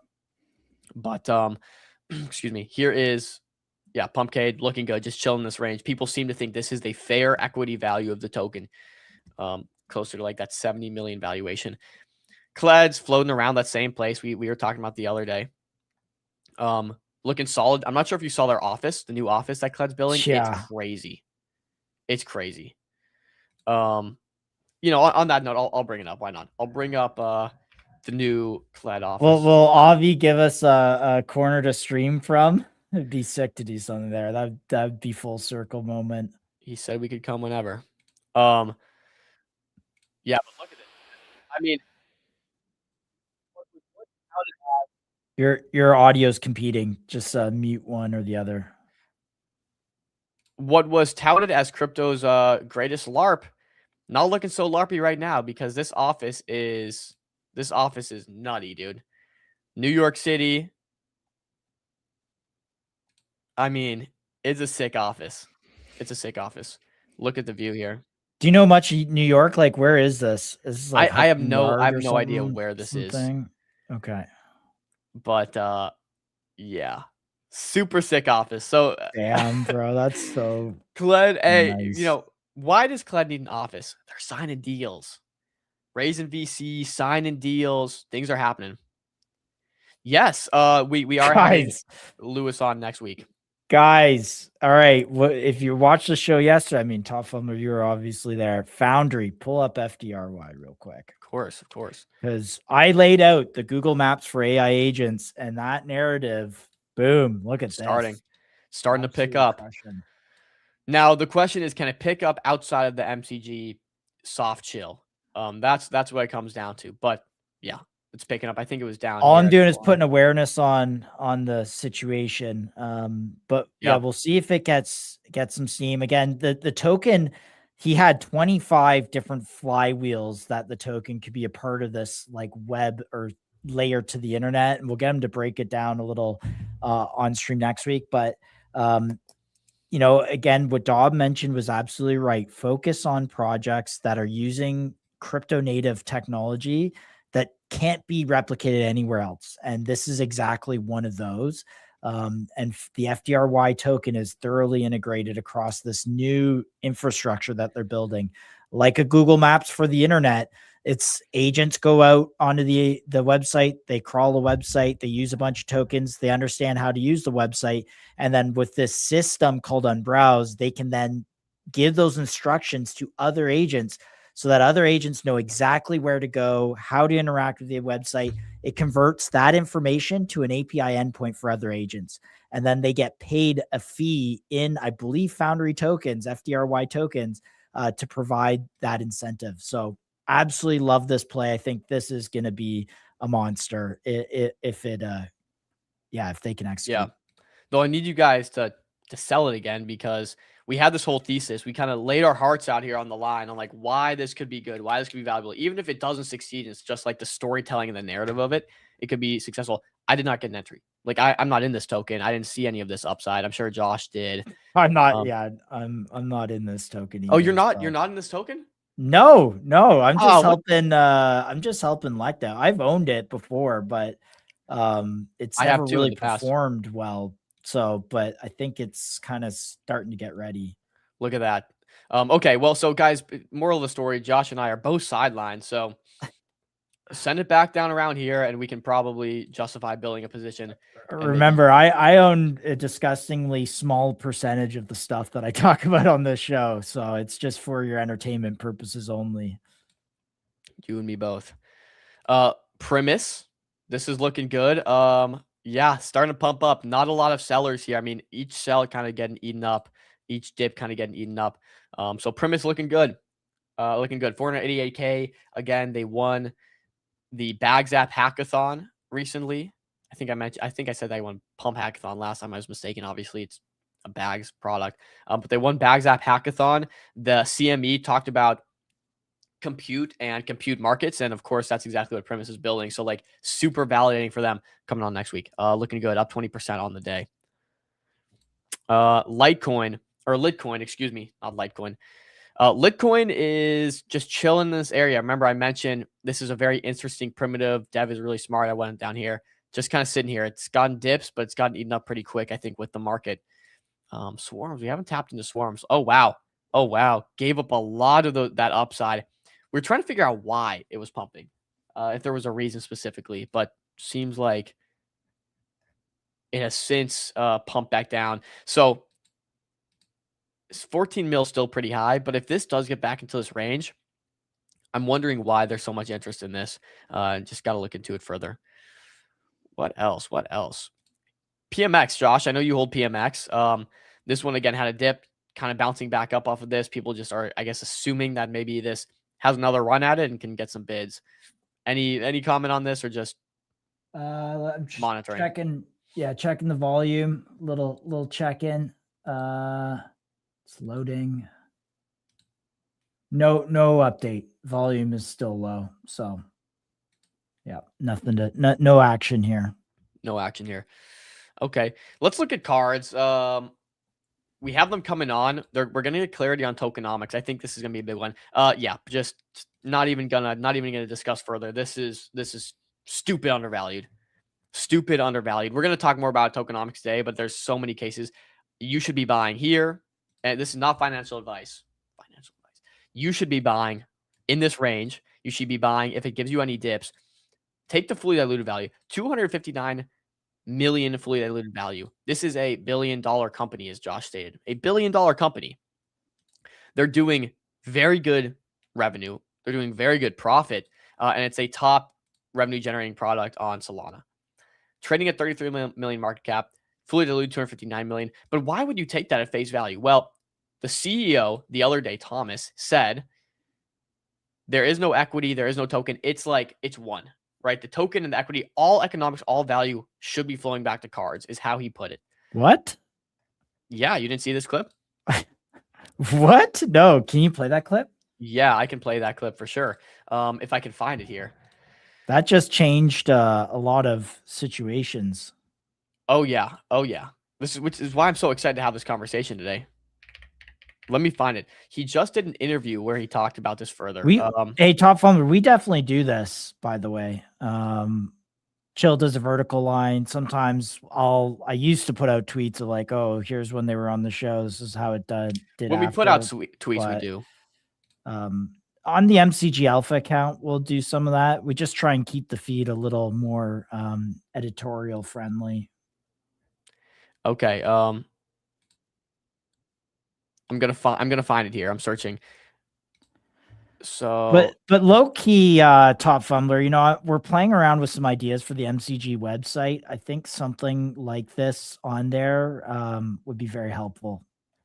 Put a symbol in and pull in when they're on the show, all that kind of stuff. Just so you know, something that we've been thinking about. Okay, let's skip to 3230 where he talks about it. And if you're listening and know how to build those kind of things, please send me a message because I do not. Can you hear this? No, I can't. Can you try resharing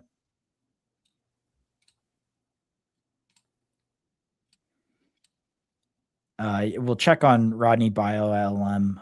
And so there's a couple of different pieces to this. I'm going to I'll ask this in a couple different parts, which is one, why did you launch a token? And then two, what is the long-term goal or outlook of having this token? Perfect. Okay. Great question. So we wanted to do this platform as a token-based platform because I've always been, I'm a little old. You see, I have no hair and my hair is gray.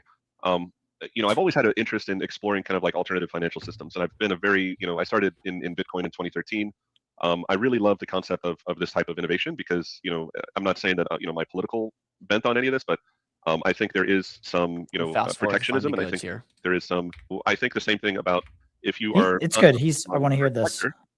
There are very limited ways that you can go and participate. No index funds. There's no, private. And if there are private equity vehicles, they're usually like 2% management fee or even higher, with 20% carried interest and no liquidity, right? So those are closed-end funds. And so, I think being able to try to innovate in the space is just like a very academically interesting problem for me. And in our token design, we've said even when we launched a token that we believe the cards token can be a proxy for the overall, trading card market. And the way we accomplish that is one, all of the trading cards that the platform owns are owned by the cards treasury. So every single card that's in our vending machine, every single card that's in our pipeline is all owned by the cards token. Which, I want to be careful with how I say it because the token, is worthless and it's, for fun and entertainment purposes only until people at the SEC, give us some better guidance on what to call it. But, I think, we pretend the token is like that, right? and there's no legal framework around it, and that's impossible to do right now because there's a lack of regulation. But we are treating the token as if it were like something that you can buy that represented the value of the assets underneath. This also means that if the trading Pokemon cards go up in value, the token should also appreciate in value, and if they go down in value, the token should go down. Overlaid on that is kind of like this intrinsic mechanism of the platform and the revenues and cash flows that we're generating. Those are also owned by the token. Are you guys right? tracking And this? so in a very roundabout way, I'm looking out my window. There's a sandbox that I like to play in with a bunch of plastic trucks, and one of those plastic trucks says cards token on it, and on the other side of the truck it says equity. Right? It's a plastic truck in a sandbox. There's absolutely no laws around it, but that's how I think about it. And we're going to do our best to do that. And the eventual goal is, maybe one day, 5 years from now, we have $250 million worth of trading cards on our platform, right? We could theoretically launch a DAT that owns the cards token that would, essentially give exposure to the underlying asset as well as to the cash flows of the platform. There are probably, mechanisms to arbitrage the cards token versus the assets that are in there. So basically creating direct linkages between the token and the asset in a very similar way that ETFs do it, right? So you could go to an ETF maker and you could say, well, here I have one of every share of that stock that's in your ETF. I'm going to give you one share of everything, and you're going to give me 100 shares of your ETF, right? And so we're thinking about it similarly, that somebody can go and buy the cards token, give us the cards token, and we'll actually give them trading cards out of the portfolio and vice versa. And that will open up arbitrage for what's in the portfolio. Kind of like one really important prerequisite for that is to have robust kind of pricing oracles, robust data, so that people can go in and explore that arbitrage and come up with their own theses around buying and selling and valuation of these assets. Because right now, you could take a card that hasn't traded for 6 months and you could talk to 5 different experts. Those 5 experts will give you 5 different answers and they're all correct. There isn't a true value of a card right now. And the way you get to a true value is you build consensus, and the way you build consensus is to provide data. And so this is something that we're working on very deeply at Collector Crypt, because we do want to have a world where people view our token as a proxy for the underlying asset class. And again, not financial advice. This is a sandbox with plastic toys in the garden there. Okay, let's break that down, because that's nuts. What you just heard him say basically is, number one, look, compliance. We can't say you guys own anything with the cards token. It's all fun and games. But in reality, here's how we're thinking about it. The cards token is equal to equity. And here's a few ways I can explain that. All the inventory is held by the cards token holders. Right? So if you hold cards token, all the inventory is technically owned by you in a treasury. All revenues that come from the platform are owned by the token holders. He said both of these things explicitly. He said if you look out and there's a plastic toy, there's a sandbox out there, which is a compliance sandbox, legalities where people operate. The cards toy is right outside that sandbox. And until that sandbox opens up for the cards toy to get in there and play around with everyone else, it's going to have to sit outside of it. But the truth is they want to do all these things. Also, what he said on top of this is they're looking at a DAT structure, an ETF structure, where you can now take your cards and at any point in time, using their pricing oracle, you can exchange those cards tokens for inventory of cards on the platform. Okay, so there is like intrinsic one-to-one value. These are huge. This token is trading at a 250 million fully diluted value. It's a massive company doing massive revenues, which are owned by the token. They have massive inventory, which is owned by the token, and they're looking to iron out this pricing oracle so you can actually exchange cards tokens for actual cards if there's ever some sort of arbitrage or inefficiency in the market.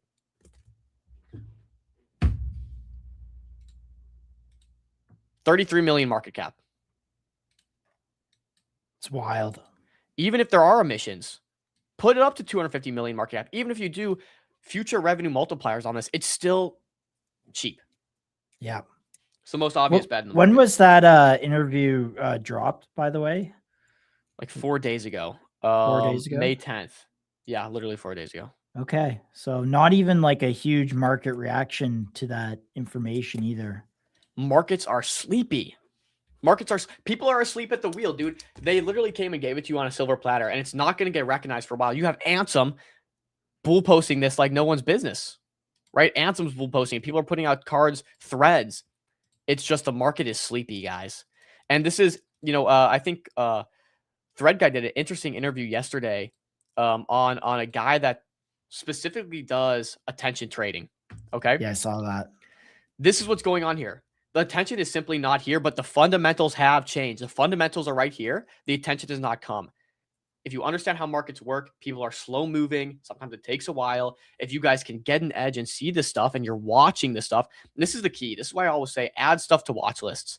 Okay, we have someone on the show. Don't necessarily buy. Add it to watch list. Watch for a week or 2 or 3 and get a good gauge on how you see it. And all you have to do is watch these things until you get some sort of valuable fundamental information that no one else is noticing and completely overlooking, and you position. That's what's going on with cards. I'm not here just talking my bag. I'm not trying to talk my bag. It's like so obvious, and it'll be obvious to you guys in hindsight too when it's at 100, 200, 300% from these prices. And frankly, I don't even need to talk my bag. I could not talk my bag at all, and this will reprice is how confident I am. And it, whatever. So I think that was a really bullish take. So this is a blue chip and in the making, and it just hasn't been priced in yet. So when he said DAT, did he mean a DAT on the cards token? Kind of how there's like a hyperliquid DAT? Yes, I believe so. Ethereum. Yeah. Okay. So, but that in itself is crazy because that opens the public market investors up to this thesis. Because this is the thing: is Pokemon cards are hot right now. But what if you're in the public markets right now and you're trading? Like, there's no listed companies that are doing anything other than maybe GME. Like, and what is GME? What is GameStop? What is GameStop's market cap? It's probably massive. And this, like, think about what Ryan Cohen is trying to do. He's trying to buy eBay, an asset light business with nearly just tons of people overhead. If you go look at that, but it's a marketplace. That's exactly what Collector Encrypt is doing. So I think again, multi-billion-dollar business. And if Ryan Cohen gets a hold of eBay and he's bidding that up, I think. So here's what the DAT does. Okay. And he mentioned it explicitly how this would work. If there is this pricing oracle and there's ever any arbitrage, the DAT would step in and buy up that arbitrage. Right. So the DAT would simply take advantage of it. And also it'll be a barometer on the cards market in general, since the DAT would own tokens, which also in turn own the underlying assets and DATs can do active management, right? Like they can be owning ETH on their balance sheet, but they also can be like staking it and using it to generate yield and all sorts of businesses. Let's look at this chart Ansem posted. Remember, guys, Ansem has not been shilling crypto at all. He's shilling cards. He's shilling cards hard. And I'm not saying you blindly follow Ansem. He happens to be right in this case, in my opinion. Shout out Kyoto, did a great write-up on cards. Which got 319K views. He did explicitly mention our interview in there was included in his research. So shout out Kyoto. But Ansem shilling us. Let's look at some of the numbers. Collector Crypt financial overview.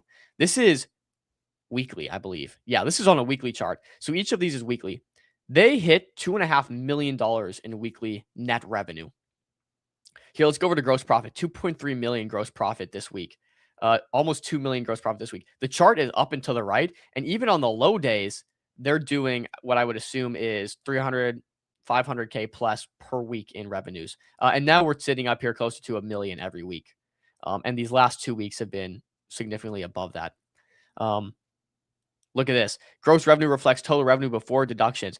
They're doing 22.8 million they did last week in revenue. The week before they did 26 million in revenue. Of course, revenue and profits are different. We know they keep a small margin out of this. So $26 million in revenue in 2 of these weeks in April pretty much turns into about 2 million and maybe 1.3 million respectively profit. Look at their volume.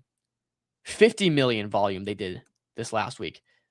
This week, when this was recorded, they were already at 40 million volume. Like, I don't know, guys. I just think it's so blatantly obvious. I got to hold myself back from buying, like, just oversizing in this, because it's the downside here is if the crypto market just slows down, or if the cards market just slows down, collectible trading just slows down. Right now, it's growing massively. And it's kind of blue ocean because everyone's kind of coming on chain because of the value it adds. And I do think we capture a ton of, I think, trading card people, because it is literally a better alternative to have this stuff on blockchain. It's plus expected value, right? That's what it comes down to. People want money. And so I don't think it slows down on chain, but even if the cards market does slow down, I guess that's the downside here. Guys, we have 20 minutes before Buddha comes on from cards. We'll get more of this. Even more. We'll get more of this. But let's can we go through a couple more tickers? Opal. Can you pull up Opal? I just checked the MCG Alpha account, actually MCG account, and we had Opal on May 11th. May 11th, which was 2 days ago. And Fumbler, at you like at 700K. And we're actually, I think, pretty sure me and Chill are responsible for a good chunk of this move here. Because 100%. what we did on stream is we unpacked this was after Dexter got off. And it was like, okay, what projects from the pump hackathon are getting ace rounds attached to them? And right there, we said, okay, Opal might be one of those. And do people realize this is not hard? It's absolute cinema. Do people not realize this is not hard? People will go on live streams where people talk about jack nothing for like hours, and then look at that blue arrow. Yeah, that's what I threw up for you, Fumbler. That's for you. But it's not hard. It goes back to what we were saying earlier. Like, you can literally sit here and watch.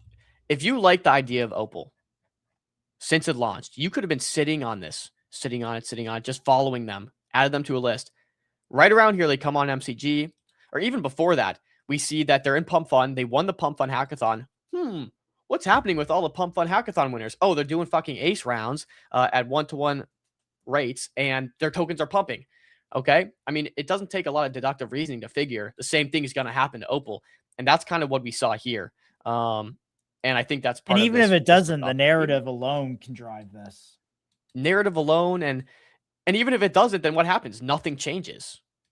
Then okay, if it doesn't, nothing changes, and we still sit here on range, or maybe we range a little lower. But like, again, you just have to wait for these fundamental edges, and that's like such a good case. Great call out by yourself and Chill on this one. What's Clued doing here? Actually, before I go to Clued, let's look at Serve. Serve's one we had on the show not long ago as well. I should probably put an arrow for this because I think it was, around here or around maybe here. Yeah, I don't know. I don't know exactly, but we had Serve on a little while ago.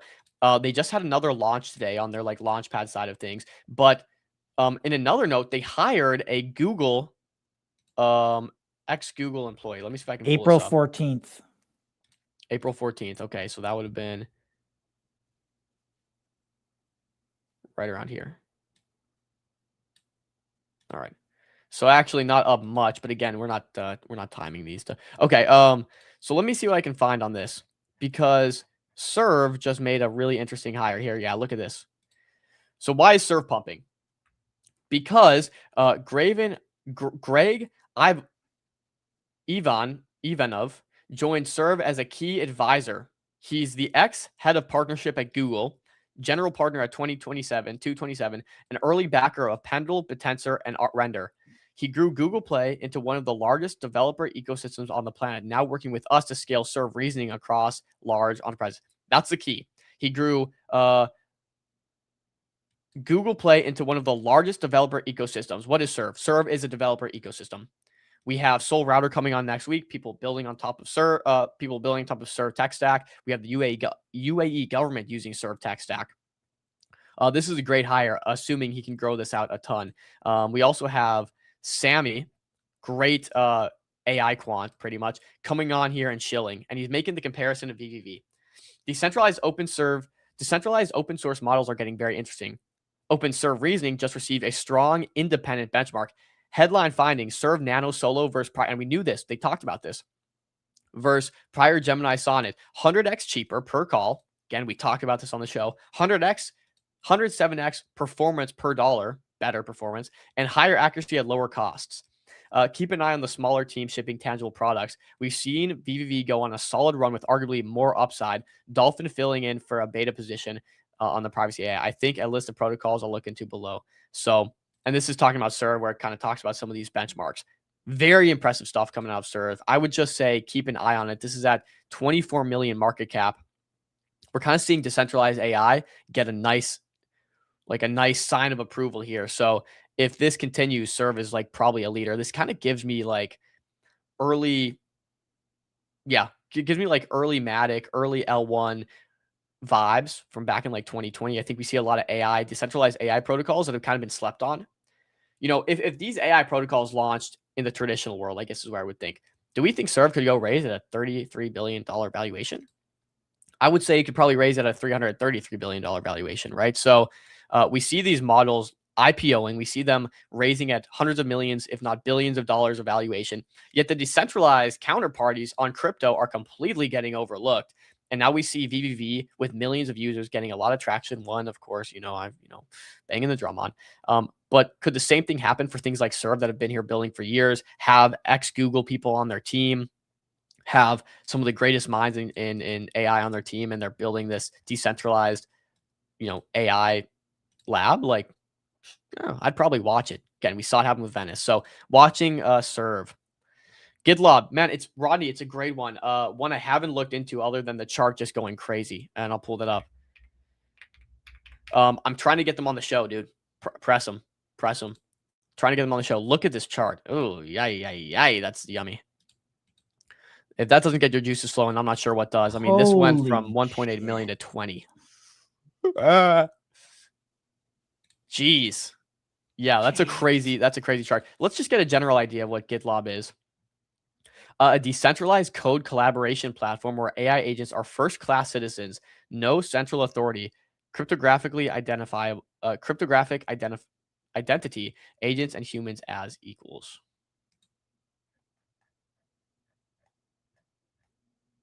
I'm not sure if that gives me enough. Let me go to the website for you guys.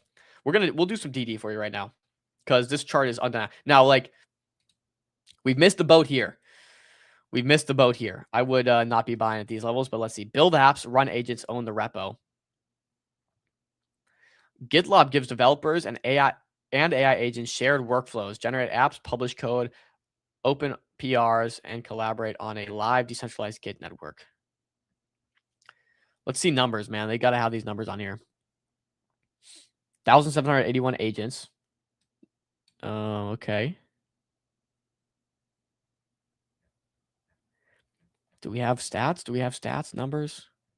Stats, numbers. Not seeing any. Yeah, this is one that's a bit daunting to look at. And I think a lot of people can overlook if they only see this, which is why I love these kind of projects to come on the show to give us a deeper explanation. I'm not fully understanding. It's a good shout, Rodney. Keep an eyes on it. I wouldn't be buying here. So what I would do in this case, I'm going to give you the classic. What I would do in this case is charts pumped. Okay. There's clearly interest. We weren't early on this. We missed the boat. But there's clearly a lot of interest in them. They're probably doing something right. The classic. Adding them to a list. Watching updates over the next 2-3 weeks when this inevitably dips down. Whether it dips down to 15 mil, whether it dips all the way back down to 5 mil. I now have a fantastic understanding of GitLab. And if it's valuable, I will be absolutely DCAing, and I will see the next pump on the upside of this. That's how I play this. I still have very little to no information on this, though. I would love to get them on to explain it more in depth. But Bitcoin is continuing to pump. Wow. Love it. Guys, it feels like something's happening here. I think we're in exciting times for crypto. It's basically GitLab, but for agents. And like, I'm not a developer. Is this a GitHub product? I don't know. I don't know. Haven't started trading yet on Trojan. Go to trojan.com/@MCG. Starting to see a little more volume come through on our referrals. So appreciate you guys for using Trojan and putting some volume through there. Market's heating up. Please, if you know someone that you're onboarding, please get them to use this ref link and have them watch the show, guys. Some bangers that have come out of here. So, alrighty. Okay, we got 115. Yep. Yes, sir. Sorry, responded. Wow, hyper liquid is candling. Oh my goodness, send it all, guys. Told you it was up 5% when we started the stream. And I'm like, it should probably be up more. Maybe it's up a little more. 13% now. Let's go. We had a conversation earlier today, Josh and I, and it was up 5%. I'm like, based on the 150 million added revenue to the bottom line that this does, just from the unrealistic expectations from Dom, you know, he's like, wow, it's shit. No, I'm kidding. Unrealistic expectations. I literally called this. We were on a call earlier. It was up 5%. I'm like, no, this should actually be up like 25% just based on the underlying. It's sleepy, revenue. but you said it was sleepy, right? So what are you talking about? The market was sleepy. Like things aren't getting priced in real time like they were. Right. Oh, okay. Right. The repricing is happening though as we speak. Look at that candle. Oh, geez. Oh, okay. Sorry. People underestimated the scale of the news. I mean, like you're literally like, yeah, it was big. Same. Huge. Top Fumbler. Thank goodness we have our local quant here, Top Fumbler, always in the stream to give clarity to the boys. Catalyst for GitLab was Sam Altman commenting and GitLab firing lots of employees for restructure towards agents, but GitLab basically capturing that. Okay, so it's a beta for Sam Altman commenting on GitLab, and GitLab firing a lot of employees for restructuring towards agents. Okay, I do remember seeing this news, right? There was a pretty massive layoffs, and they're going to prioritize agents, and then GitLab is basically capturing that. Okay, Fumbler, good, interesting. I'm not sure then if that's enough to justify prices, but I'm not in it, so yeah, wish I could give you guys more. Outside of that, anything else you guys want to cover? We talked about Opal. We talked about pretty much everything on my watch list here. How about Moby? Moby's still one I'm watching. This is an interesting range. Again, we need them on the show. They said they'll come on when there's something to update, but they declined a request to come on the show recently. The thing here, again, is like clarity on revenue split. They're doing really well on the base side. Again, volumes are picking up there. We don't even show our Moby ref link because we don't work with them anyway. We work with Trojan, but like I can see volumes ticking up meaningfully on Moby. Like I'm earning, we MCG are earning decent referrals from this Moby from like back in the day. Yeah. So there's lots of volume picking up on it, which is why I say that, because if there's lots of volume picking up from our ref links on Moby, I think volume in general is picking up on Moby. And I think that's largely because their base integration is doing really well and lots of heat on base. Telling Trojan they need to get on base. Like if you are a trading platform, get on base right now. If you don't have it, like you are, what are you doing? So I think if revenues tie back to this, at one point, I think there was 50% revenues going back to this, but again, I can't recall. Need them to clarify. At 3 million, this could be really valuable, because I think if you annualize whatever revenue they have now, last time we had them on the show, if you analyze their revenue, it was closer to like 5 million. So take half of that 50%, you're sitting here at about one, even price to earnings ratios. And assuming this is a growth investment, you would want to price that more like many multiples higher. So Pumpkin moving sideways. What do you make of it? Again, like it's, for me, a 70 million valuation on this pre-product. And I say 70 million, you're like, oh, okay, it's 25 million market cap. But again, they did a 2.5x exchange rate from their token to equity, which values this around $70+ million. I personally can't justify that pre-revenue. Has nothing to do with the team, nothing to do with the product. But like, until I see a product, until I start seeing traction, I just like, that's a big bet to make for a prediction market, which Kalshi raised at 22 billion. Polymarket's not far behind, but a lot of these prediction markets really aren't doing as meaningful volumes. I think a lot of people make them out to be. Like they're still doing a lot less than like perps. Like if you look at Hyperliquid, I think Hyperliquid was doing many, many multiples over volume on, and it's valued at higher, but than these prediction markets, or even DEXs and SEXs still doing a lot more. So like there's actually not as much volume in prediction markets, I think, as people make it out to be. 70 million valuation is really high for pre-product for Pumpcade. But what I make out from the price is Ace Round is working as expected. That's the takeaway here. Pumpcade moving sideways. What do you make of it? Yeah. Ace Round is working as expected. When people believe it's undervalued, they will literally swap in a token and exchange it for equity. And that's happening. So, and it's early on, we were trying to gauge, okay, is this going to be a short-lived thing that people are just hyping up because it's a new primitive? Today, weeks after the Ace Round's been announced, it's still holding price So you can no longer call this, I think, hype. The ACE round and the equity agreements, the safe agreements, are working as planned.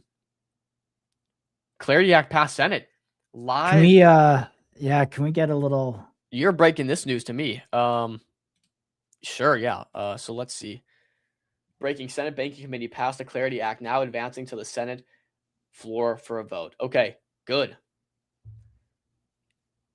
The Clarity Act seeks salutary. Sorry, I'm looking on my. See, it just popped up on my Twitter monitor, but let me pull it up here. I'll pull up the token. Copy link.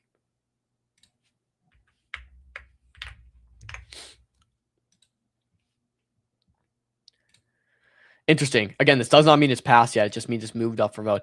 Senate Banking Committee passes the Clarity Act, now advancing to the Senate floor for a vote. It's good, though. It's we're making it up the rung. There are people that are confident. Again, Brian Armstrong's shown. Yeah, we're definitely going to check Hermes OS. Yeah, it's all good. It's still, though, still positive steps in the right direction. We're seeing a lot of outspoken people step out in support of the new Clarity Act. Brian Armstrong said, look, we left not fully happy. The other people left not fully happy. And that's how you know the deal's pretty good. When both parties leave a little bit unhappy.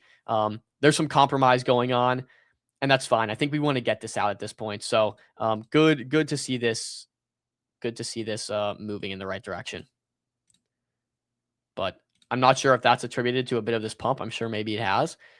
Let me see here. To really gauge that, let's see what that means for crypto adjacent equities.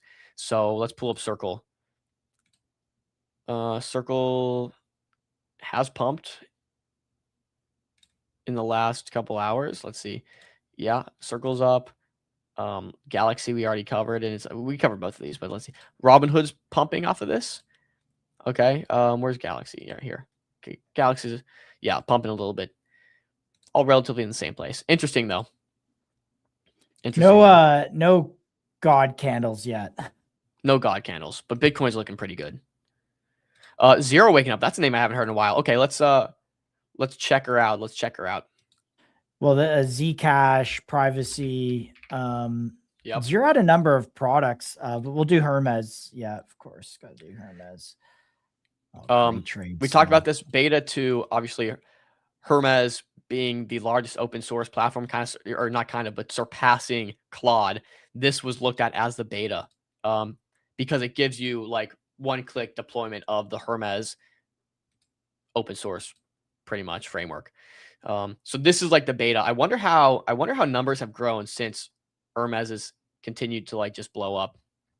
But this is the beta here, trading at sub $1 million. Honestly, still like relatively cheap compared to like, think about when we had this whole OpenClaw meta. Like there was stuff going to like 80 million, 60 million, 50 million that were betas to OpenClaw.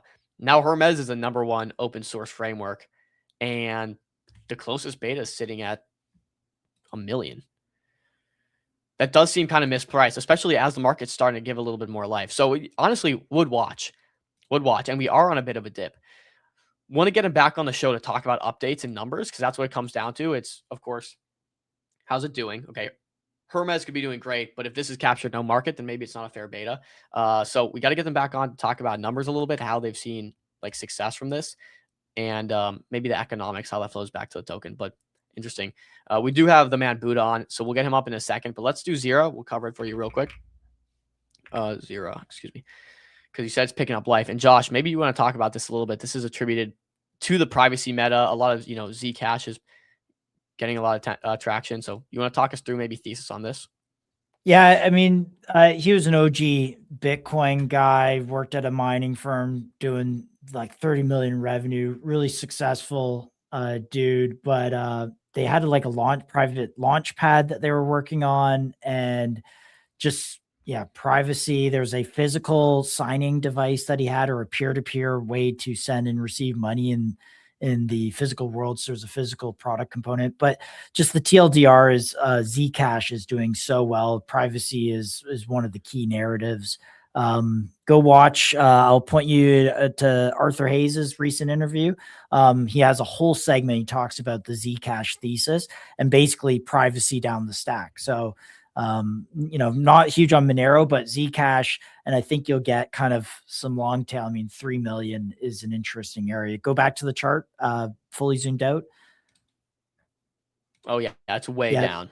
Way down. And these guys were also working with Meteor on something. I don't know if it's just by the nature it's on Meteor as LP, but nonetheless, keep it on a watch list. And we can pivot here. Okay, guys, tee up this conversation because this was an exciting one we had at the beginning of April. Yeah. We had seen cards for some time, but it was kind of sleepy. The market's very sleepy. Things are very quiet. Buddha came on the show, talked a lot about the success that they're having. Top Fumbler and some other people in chat were users of the platform. Trading cards are massive. It's the hottest thing in crypto right now is actually TCGs. And we had Slabs on earlier, and Dom really loved that conversation. So did you really love that conversation, Josh? I thought what they're doing around the games was pretty cool. Yes. So they're working close with Collector Encrypt as well. So it's a perfect kind of follow up for that. Back-to-back weeks of $20 million revenues for Collector Encrypt. This is a company that's absolutely crushing it. TCGs are blowing up. The introduction of blockchain and Solana has just really proliferated this and accelerated this to such a big extent. And the growth has been phenomenal. We got Base Buddha back on to talk about it. Last time, we didn't quite get into token and how that worked. We saw an interview recently of the founder, Thomas, talking a bit more about it, and we got some really interesting notes on that, so we're excited to discuss it. We're going to talk about the GameStop situation, the eBay GameStop falling through. We're going to talk about their new partnerships that they made. We're going to talk about their crazy revenues. We're going to talk about their loop scale and the DeFi mechanisms they're adding to this. There's just so much to cover. The comic book partnership with 40 million users. With that being said, hey, round of applause. He's back with us.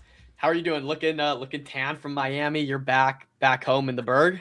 Yeah, it's gray and chilly, just how I like it up here. Good. Is my mic coming through okay? By the way, I didn't have time to jump in and do sound check. I was running a little bit late. Clean. Yeah, you sound good. It's actually really crispy. So nothing. All right. And I got to give you a shout out. Is this, was it Star City? This is like when, what's your background? This is when you go with Misty to the gym or something. Cerulean City, yes, sir. Cerulean City, all right.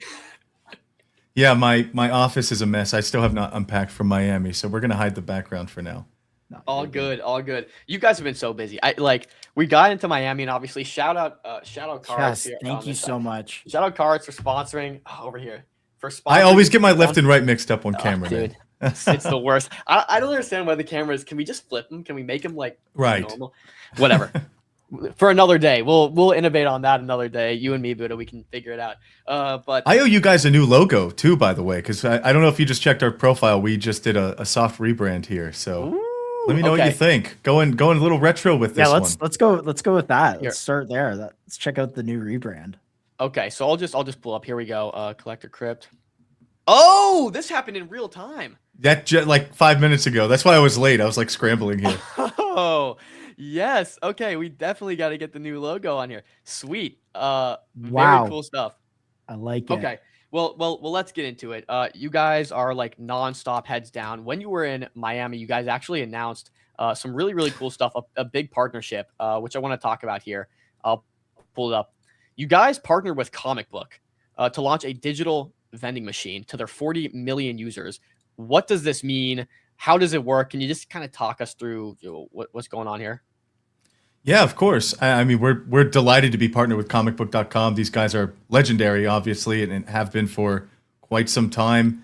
It's a bit of a joint effort, right? It's comicbook.com venturing into the on-chain space, and it's Collector Crypt venturing into, proving that RWAs and tokenized collectibles can exist outside of just trading cards, right? In fact, I would even argue that the case for bringing comic books on chain is even stronger than bringing TCGs on chain, just because they're much larger. They take up real estate. Verifying the quality of these things is difficult. A lot of the older ones were printed on not great paper. You know, that's where the term like pulp fiction came from, because they're these very cheap pulp pieces of paper that age and they get musty and they smell like pee a little bit. And it's just not good if you're not containing these in the proper environment. And to know, you know, when you come to comicbook.com, you engage with the gotcha machine that's powered by Collector Crypt, you are guaranteeing it, one, its authenticity, and two, its quality. You know, previously going to comic book stores, you got to walk past the video games, and then you walk past the Warhammer stuff, then you get to the trading cards in their nice display booth, and for years you go and find comic books in like the least convenient way possible. There's all these giant, you know, office boxes filled with comic book cards stacked up inside of there. You got to flip through every single page to make sure, you know, there's no bubble gum or coffee stains on them. And it really just brings a way better experience in the marketplace format, where you can buy these things, know their grade is what it says it is, it's verified, it's authentic. But then maybe finding your next favorite comic book. I'm a Fantastic Four guy. I love my Silver Surfer. I love the Doom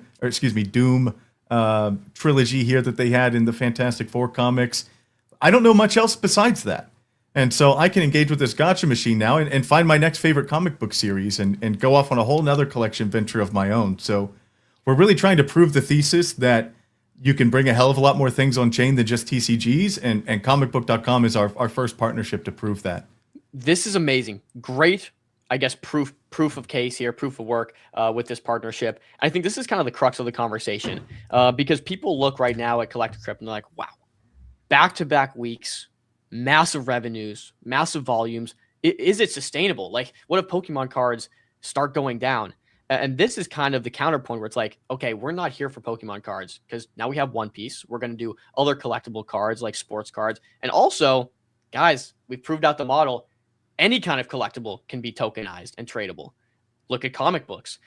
How are you guys? Is the thesis now? Am I understanding this correctly? Where the thesis is, okay, RWAs have been proven. Now we can take this so far beyond just TCG and trading cards. Precisely, and it you know, it's not to say that, you know, TCG was to get our foot in the door and then we're going to go venture off elsewhere. Like, we truly, and it's, you know, it's unbelievable to say this, but we are like 5% loading with everything that we have planned here. We're not even done with TCGs yet. Pokemon is doing 85% of our revenue right now, give or take. One Piece is about 10% of that. Sports cards are an entirely underrepresented, I could say words, asset class on our profile right now. It's like 5% of our revenue. We want to expand that entirely and bringing more of these sports gotchas, separating, you know, right now just on our platform, it's basketball, baseball, and football all in one gotcha machine. We are making changes immediately to differentiate between different gotchas. You know, not everyone who's looking for football cards wants to pull a basketball card. We're going to separate these into their own categories and lanes with different price points and give it the love that we've been giving Pokemon for a long time, because I'm a big proponent of absolutely comic books are slept on right now. Sports cards are in an entire league of their own right now. You're talking tens of thousands of dollars for some of these chase cards that are brand new. Right, when a Pokemon set comes out, the highest chase card in a PSA 10 may fetch you $3,000 to $5,000. Like, you've not even begun to scratch the surface of interest with sports cards when they first come out. Are they bigger than Pokemon? Like, baseball cards massive, huge. But is that market bigger than the Pokemon cards? So I can't speak directly to the market, but I know like the asking price of some of these more sought after cards immediately upon entry is way higher. You know, you're seeing Paul Skeens cards raw for $4,000 or $5,000. Shohei Ohtani is on an absolute tear right now. I'm a college football guy, so I'm not the most educated person to speak on this subject, but I know that like you're in the big leagues when you're trading sports cards. Pokemon cards are great. That's where I like to live. It is an entire another category with the sports market here, and so we're really just proving out the thesis. To your point, Dom, that yeah, you can tokenize any collectible. You can represent it in a gotcha experience and a marketplace, and just, you know, take a traditional economy and market and ways of procuring things and just completely turn it on its head and utilize the power of blockchain to make trading on it, borrowing it, buying, selling, everything, you name it, just way, way easier once it's tokenized. Yeah, it's been a wild. It's just been a wild ride to see this happening. It's like for us, it's like it's so validating to see it happen in real life because it's like, oh my gosh, now we are everyone is truly seeing the value of blockchain, the same value we saw for so long, but it's happening and it's being adopted at a great pace.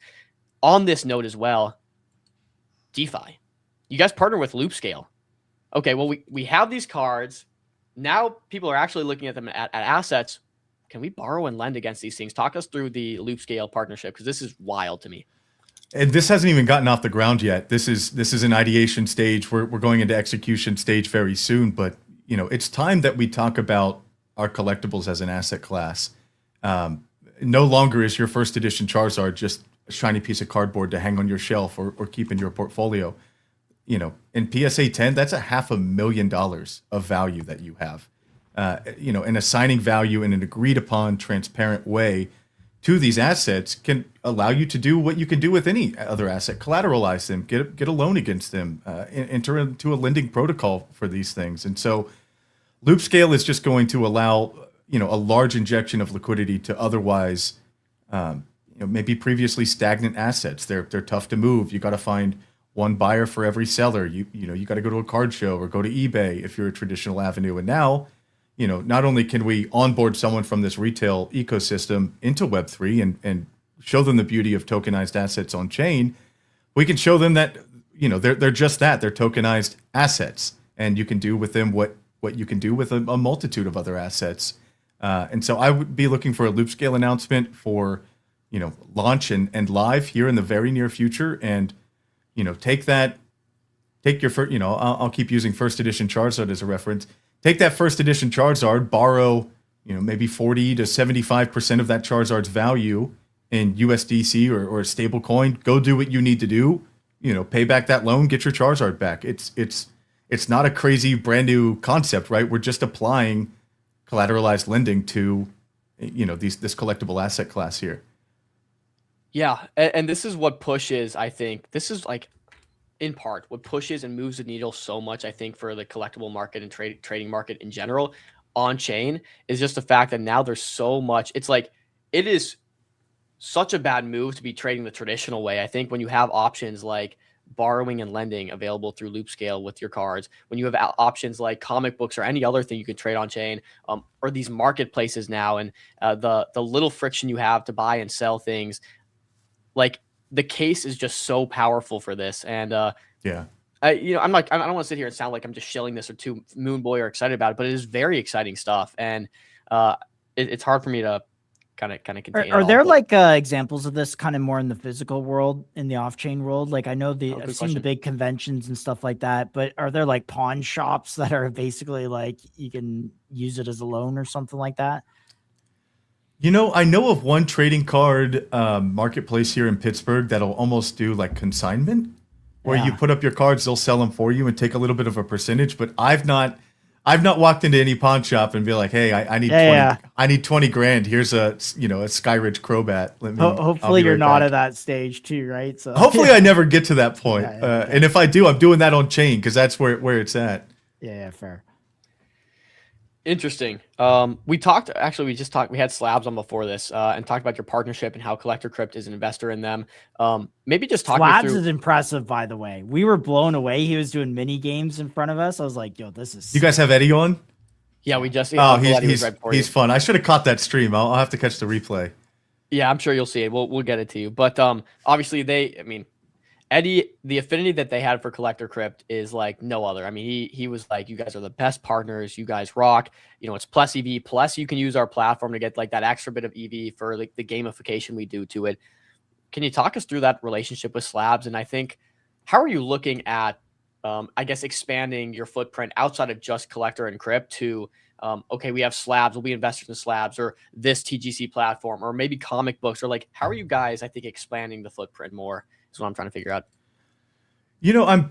I think we're proving out the thesis that like if you have an original idea, you don't have to come to Solana and build your own RPC, right? You go with Helios. You don't have to even back before that. You don't have to come on chain and build your own L2 before you can start transacting on it. Same thing with an RPC. Same thing with your own stablecoin. All of these rails are here for you. There's clear winners, and I would argue that you don't have to come to Solana and build your own gotcha platform or NFT tokenized asset marketplace. There's some very gosh darn good ones here in existence right now. We've got the best inventory. We have the absolute best vaulting capabilities and technology. And our on-chain API and call system is second to none. The marketplace is fantastic. Take what we've built, plug into it, go off on your own tangent and bring something unique and new to the table like Slabs has, undoubtedly Slabs has. And you don't have to start from scratch. There are rails and we've built a beautiful foundation. And I am not one to, think that this ecosystem and the projects that span up in a similar category as us are direct competitors, because they're not. The pie is very sizable. There are billions and billions of dollars of graded cards out in the ecosystem. It's maybe $1 trillion economy for collectibles. It's growing every single year. We don't have to, we don't have to compete. You can come bring your own idea to the table, use our technology, and that's exactly what Slabs has done. And flowers to these guys, because Slabs is like a streamer's paradise, in my opinion. If I was live streaming a gotcha platform for hours on end, I'm using Slabs without a doubt. Great music, great sound effects. I can play games with my friends. Like what a cool idea. I'm a Slabs fanboy. I will shout their praises from the rooftops. And we have a number of partners that are doing, exactly this. We've got Slab Cash, that's live on Monad and ApeChain and Base. They're a great partner of ours. We have Renee's, who's handling the APAC region. And their niche is that they've propped up on BNB and they're seeing a ton of success. You can find your niche. You can innovate, use the bones in the background that are proven and great and trustworthy, and build your own unique product and compete in this market with us. Yeah, I think this is also a really interesting angle I've seen with Slab, specifically the gamification aspect and the streaming aspect. We've seen like casinos do this sort of marketing really, really well, where it's people playing their games and winning a lot of money, and like it's just natural, really, really sticky, and people like to follow in that. I think the biggest thing I got from Slabs is like their go-to-market angle could be really interesting, in terms of like we could show people playing our games, winning a ton of money, and like people are going to want to do this naturally. How are you guys thinking about go-to-market? I think from Collector Crypt's standpoint, and I think as other people kind of use this white labeled Collector Crypt's product to, go to market. I was just in Miami. I don't know if you've gone to if you checked out Collector Club in Wynwood. No. It was a cool. It's like a boutique with a bar and lounge in the back. It's a TCG store. It's your spot. We did a number of interviews with Solana Gaming and Slabs there actually. So there's like this dual co-marketing effort we did with these guys. It's a great platform, and I was talking to the owner a little bit after our filming wrapped up, and they're like, we're actually building something very similar to what you guys have on chain here. It'll be a competitor of yours. I'm like, I owe them a phone call. I wasn't about to do a business pitch afterwards, but I'm like, do you really want to compete with us, or do you want to compete? Do you want to compete against us, or would you like to compete with us? Because there's a very cool avenue I can show you to bring these on chain. And I'm thinking IRL vending machines that use our technology in the background, or use our inventory and our vaulting technology. If you go to Vegas right now, they're all over the place. These IRL vending machines right in the hotel lobbies that you can grab PSA 10 onlys and this and that, and like we can be an inventory partner for that. I think as we branch out, I'd like to see us more in the physical space, have event presence at a lot of these big collecticons with unique activations, have brick and mortar storefronts, even expanding upon what we can offer with grading companies. Send Collector Crypt all of your stuff, or rip raw cards on Collector Crypt, and if you want, you have an immediate way to send it off to grading once you've ripped something. There are a ton of different verticals outside of gotcha and marketplace that we're absolutely pursuing. We're going to excel when we pursue it, and it's gotcha was the use case. It was the proof of concept. I likened the 5% loading bar that we are at right now with our long-term plans, and it's explosive where we plan to take all of this. explosive. And this week we saw explosive news from Cohen, who's trying to buy eBay from GameStop. And we need to get an industry insider take on this, because it was funny. I saw a CNBC interview last week and he kind of was like nonchalant, like ignoring them or something. And that went completely viral. I don't know if you saw that clip. And people are like, this guy doesn't know what he's doing. But then he was on TBPN later and he broke down kind of the business strategy behind it. Curious to hear your thoughts on what GameStop's play here with eBay is. I don't think the deal will go through because the numbers don't seem like they make sense, but curious to hear what your thoughts are. I mean, this is like one of the hottest things in M&A right now. You know, Cohen is in his position because he's great at drawing attention to events. You know, when I saw this was announced, I was like, okay, that's very bold. Where are you going to come up with, what was it, $52 billion or something like that? I forget what the exact number was. I get it. I see why he wants to do it. I see his fresh take to a product that's existed for a platform that's existed for 30 years. It's hard to innovate when you're built off of 30 years of legacy code and users and experiences. And it, maybe eBay could use a revitalization a little bit. Is GameStop the one to do that? I'm not entirely sure. I think they have enough on their plate currently. I'd kind of like to see it because it'd be like the funniest outcome, right? Yeah. Do you think there's a play with the physical retail and online? I mean, it's kind of like what we're talking about here is that these worlds are coming together more than going apart. I don't know if you think there's a play there around the experience. I mean, if you think what a GameStop is and who the audience is, it's very much, like touch and feel video games. They probably hated just downloading off Xbox Marketplace. I don't know, just thoughts there maybe.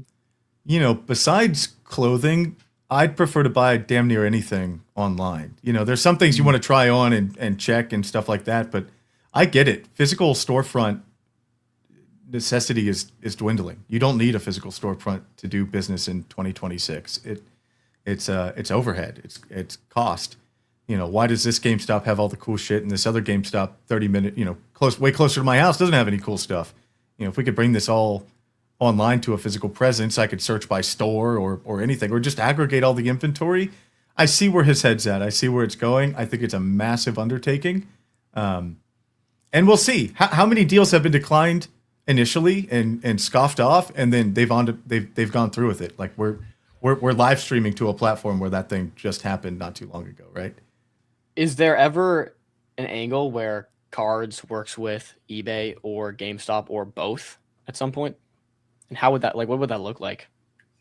Not in the immediate future. I know we're experimenting with some Shopify plugins for, some more on-chain focused purchasing using your Cards token, but all of that is still in development phase as well.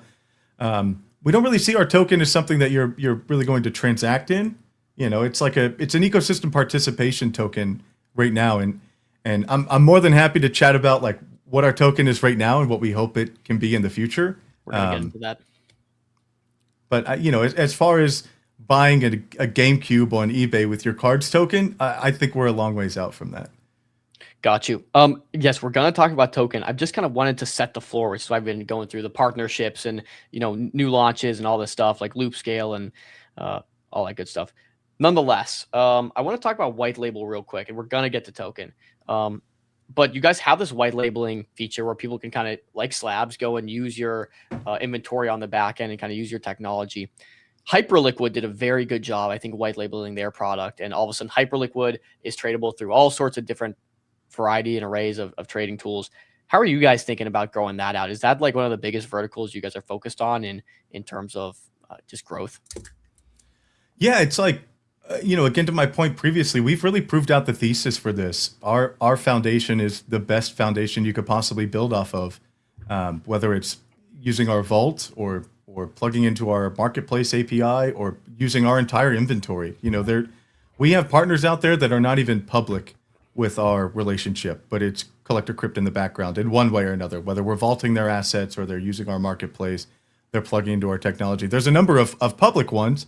Magic Eden is still seeing $3 to $5 million in revenue a month from our white labeling aspect.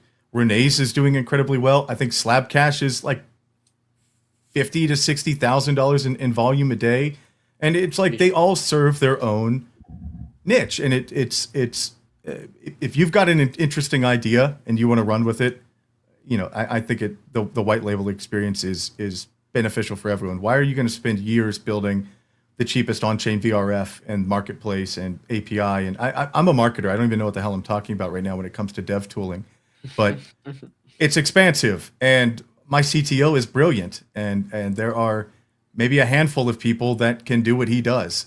You know, so are you going to go pay for one of those people, or do you want to, you know, run alongside the big dogs and white label something of your own?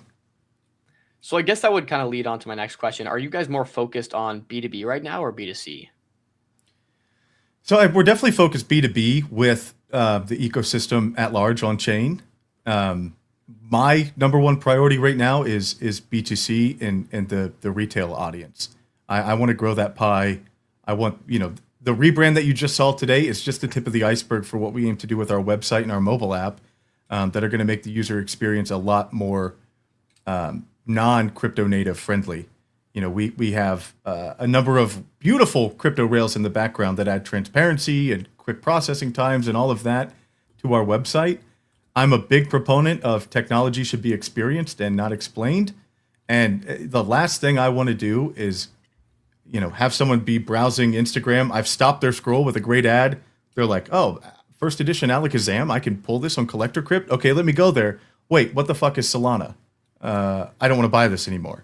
Right. You know, retail users, the sentiment largely is still a bit negative against crypto, and we're changing that slowly. I think the Clarity Act is up for vote today. I don't know how that's been going yet, but going well so far. Going well so far, yeah. Going well so far. Fingers crossed. Like we're getting there, right? But we're not there yet. And the last pain point when you come to our platform should be finding out what a Solana is or what a USDC is or anything like that. So the rails are beautiful. I'd love to extract those beautiful rails. And if you want to see it, if you want to learn more, there's a Discord, there's a lively Twitter, there's a number of communities that you can engage yourself with to learn more about the on-chain experience.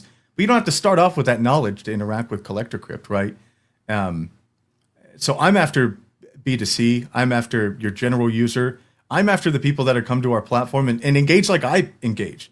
You know, spend a couple $100 a week opening a couple packs, maybe spending a little bit more when something seasonal happens that I really enjoy, like an All Gengar pack or the Gotchopia, or when Azuki launched their starter decks on our platform. Like those really get me going. But I'm after some casual users. I really am, because TCGs are so widely enjoyed everywhere. And, you know, for the person that can only open a couple of packs of cards a week in real life, you know, if they get to the store, they can't find any Pokemon cards. If you're like me and you have a job, God forbid, and you can't get to Target at 3 a.m. to stand in line for the next drop, you can come to our platform and rip, you know, we have sealed gacha now. If you only want sealed product, we have that. We just launched that last week. It's an entire gacha machine full of only sealed product, ETBs, booster bundles, you name it. We got to attract these regular users to our platform if we want to continue to expand, and that's at the top of my mind this year. Love it. Love it. Let's talk token. Okay. Let's talk token. I'll give some context. Last time we had you on, you had only been at Collector Crypt for like a week or two, and you weren't fully briefed on the token. Since then, 4 days ago, we saw a really nice podcast release where Thomas was on, I believe it was Ash Robinson's show, and he talked a little bit more about token. In that conversation, he mentioned basically two things. It was like, okay, there's this regulatory sandbox. When I look out my window, I see this regulatory sandbox. And the cards, you can think of cards and our business kind of like a little toy that's sitting right outside the sandbox. Until regulations open it up for us to get in, we kind of have to just, you know, lean towards compliance. But in reality, we want to really get in the sandbox and offer all these things to users. And from that, he said, we have to say one thing, but realistically, it is this. And he said, all inventory is owned by cards holders, token holders. All revenues are owned by the token holders. He said, we don't have equity and a token. It's just like the token should kind of represent that equity. He also said, we're interested in like DATs that will even arb price and have this sort of using our pricing oracle. If the card's price is below the net asset value of the assets we have on hand, a DAT might come in and arbitrage that and actually be able to exchange the card's token for physical cards. Very interesting stuff. He said all this stuff. Any word on tokenomics from your perspective, kind of what you guys can and can't say, and just like how the token is meant to function in a broader scope of the ecosystem? You know, Twum summed it up perfectly. I was almost going to mama bird that information from his live stream to you all as well, because this man tells a story of where we hope to be one day. And, you know, this Clarity Act is a very lively conversation right now. We would love some clarity. You know, when Gensler was in office, you know, he was suing people left and right, but I was almost a little bit hopeful about it because it's like, okay, take this to the circuit courts, elevate this up to some sort of court with authority and the federal basis, and set some precedent, set some case law for how we are able to act and how we shouldn't act. And obviously, you know, Gensler just sued everyone without rhyme or reason sometimes, and we didn't gain a whole lot of clarity. But we're back here again at this conversation, almost like that 4-year cycle where it's like, you know, now no one's getting sued, but there's also no like, you can do this, you can't do this. We would love some clarity on how we can act, because, you know, we're not a company that's going to do, you know, this IPO anytime soon in the future. We're not going to take our company public and trade stocks. How we aim to raise and you know what we wanted to do to eventually give out ownership of our company once the rules are in place is launch the Cards token. And I have to preface all of this, of course, by saying that token does not incur equity or dividends or governance rights or profit sharing or claim the assets or revenues of Collector Crypt Corp, the platform operator, or Collector Crypt Foundation, the token issuer. It is not marketed as an investment, and the foundation has not made representations regarding price appreciation or returns. Future expansions of utility within the ecosystem may be introduced, but are not currently guaranteed. Now tell us what you really think. What I really think is precisely what Twum was saying, and I hope that there is a day where our $30 million in inventory and our revenue and the success of this company is backed by the token issuer, is backed by the cards holders. Wow. You know, we're seeing a day where some clarity can be shown on that, but you know how it is right now is still an incredibly fun thing to engage within. We just airdropped the equivalent of $42,000 in a month onto our Cards token holders. 85 million points were airdropped. It's something like a lot of packs. You know, we deal them out in increments of $50 packs. So it's the equivalent of 42 grand that we dropped just this month. We did the exact same thing last month. As our token price increases, as token activity increases, as on-chain expenditures and interacting with the packs mechanics on our website increase, it's twofold. You rip a lot of packs, you trade a lot of cards. Quarterly, you get Cards token airdrops. You participate in the token ecosystem at large. You engage with the token, you hold, you get points for card packs. So at its purest form right now, this is a community token. It's a participation token. Utility functions as redeemable packs and airdrops at this moment. But, you know, let's not miss the forest for the trees here. No, absolutely. I want to ask about this DAT strategy, because some of these DATs are, you know, if you think about like the Hyperliquid DAT, they own the tokens, but they also do active strategies within like staking the token and maybe having adjacent businesses as a part of their. Like, I think it's a great idea because it gives public market investors, like real equity investors, exposure to this burgeoning industry where right now I can't think of any listed companies out of maybe eBay or maybe GME, but even that's like not even close, that is focused or seeing kind of the business of this industry that, you know, is trading cards and growing fast. Do you see DATS as being, you know, an operating business that's listed that owns the Cards token, but is also, he mentioned something about arbitraging between the treasury and the token itself. Like, what are the active business activities that a third party DAT might do that is accretive to the overall Cards eco? You know, again, when that little toy truck can make its way into the proverbial sandbox here, you know, you don't have to have $180,000 to buy all the Wizards of the Coast expansion packs in PSA 10, right? You can participate in the Cards token. You've got exposure to the upside potential of you know, the price action on these cards. It's, you know, dare I say, a a cards ETF, if you will. Yeah. And again, we're talking about nice to haves at this point. But you know, I just crossed like 5 figures in my Pokemon card collection. I am a shrimp in this industry right now. I adore Pokemon cards. They're sitting right here on my desk. I have a shitload of them. Let's go the rainbow. Yeah. I got my Charizard. We got a birthday Pikachu, and then this set's my favorite, dude. We got the Charmander, the Squirtle, the Bulbasaur, all nice. And it's like 8, 9, 10. I graded all these myself, and it just worked out that way. I would have preferred they were all 10s. You rocking out the Burger Chew to Accelerate was sick. Burger Chew's a sick dude. Burger Chew was what nice. happened to Burger Chew? Is he still around? He's back in the city here. The chain's still around. Where's this at? Here we go. Oh, the less valuable. Back in the vault. So I took the Burger Chew off. It's in safekeeping here, you know. And Okay. I went down to Miami and I'm like, you know, I could put $1,000 card or a couple $1,000 card on my chain, or I could put Burger Chew. It like that's a lot funnier, Burger right? Chew is cool. Sorry to derail the conversation. Yeah, but the dad conversation is really interesting. And another conversation I wanted to have too is like we talked about this and just kind of brainstorm and bounce some things off the wall. I'd be really interested if I could buy one of these cards, and we got to talk about your marketplace update as well, because what that happened after our last show. But I'd be really interested to buy these cards instead of going on the marketplace and being able to list them or barter them or whatever.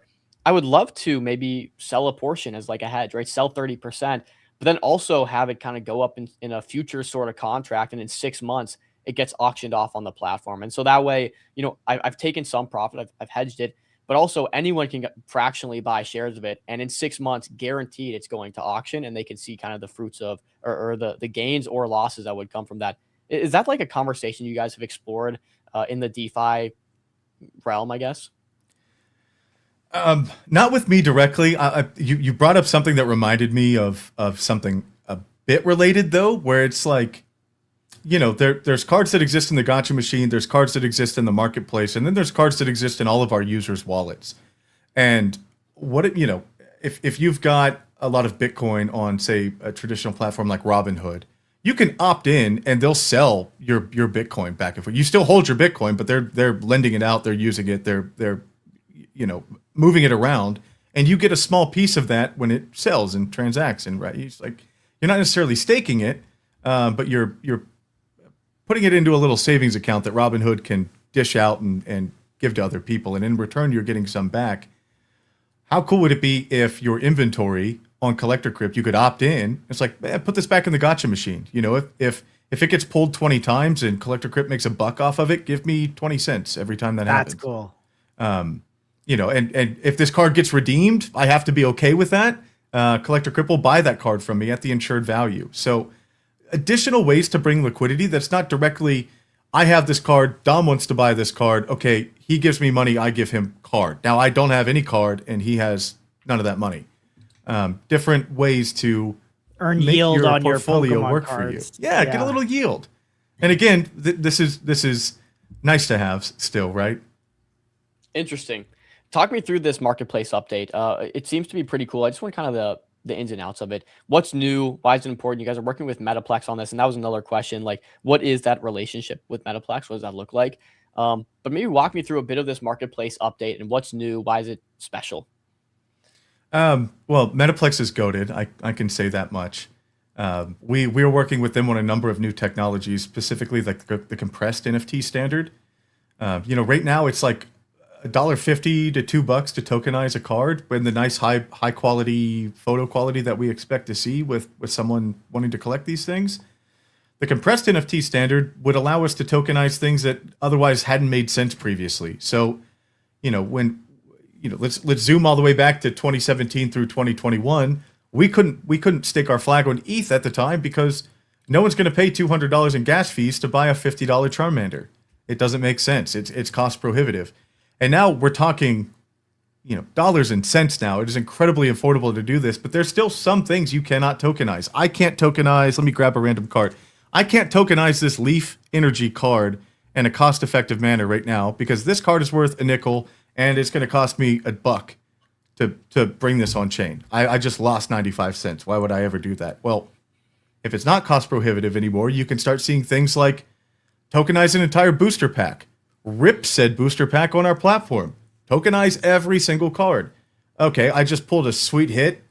Centering looks good. Collector Crypt, send this to GameStop or Tag or PSA or any of these other partners. Grade my card that I just had.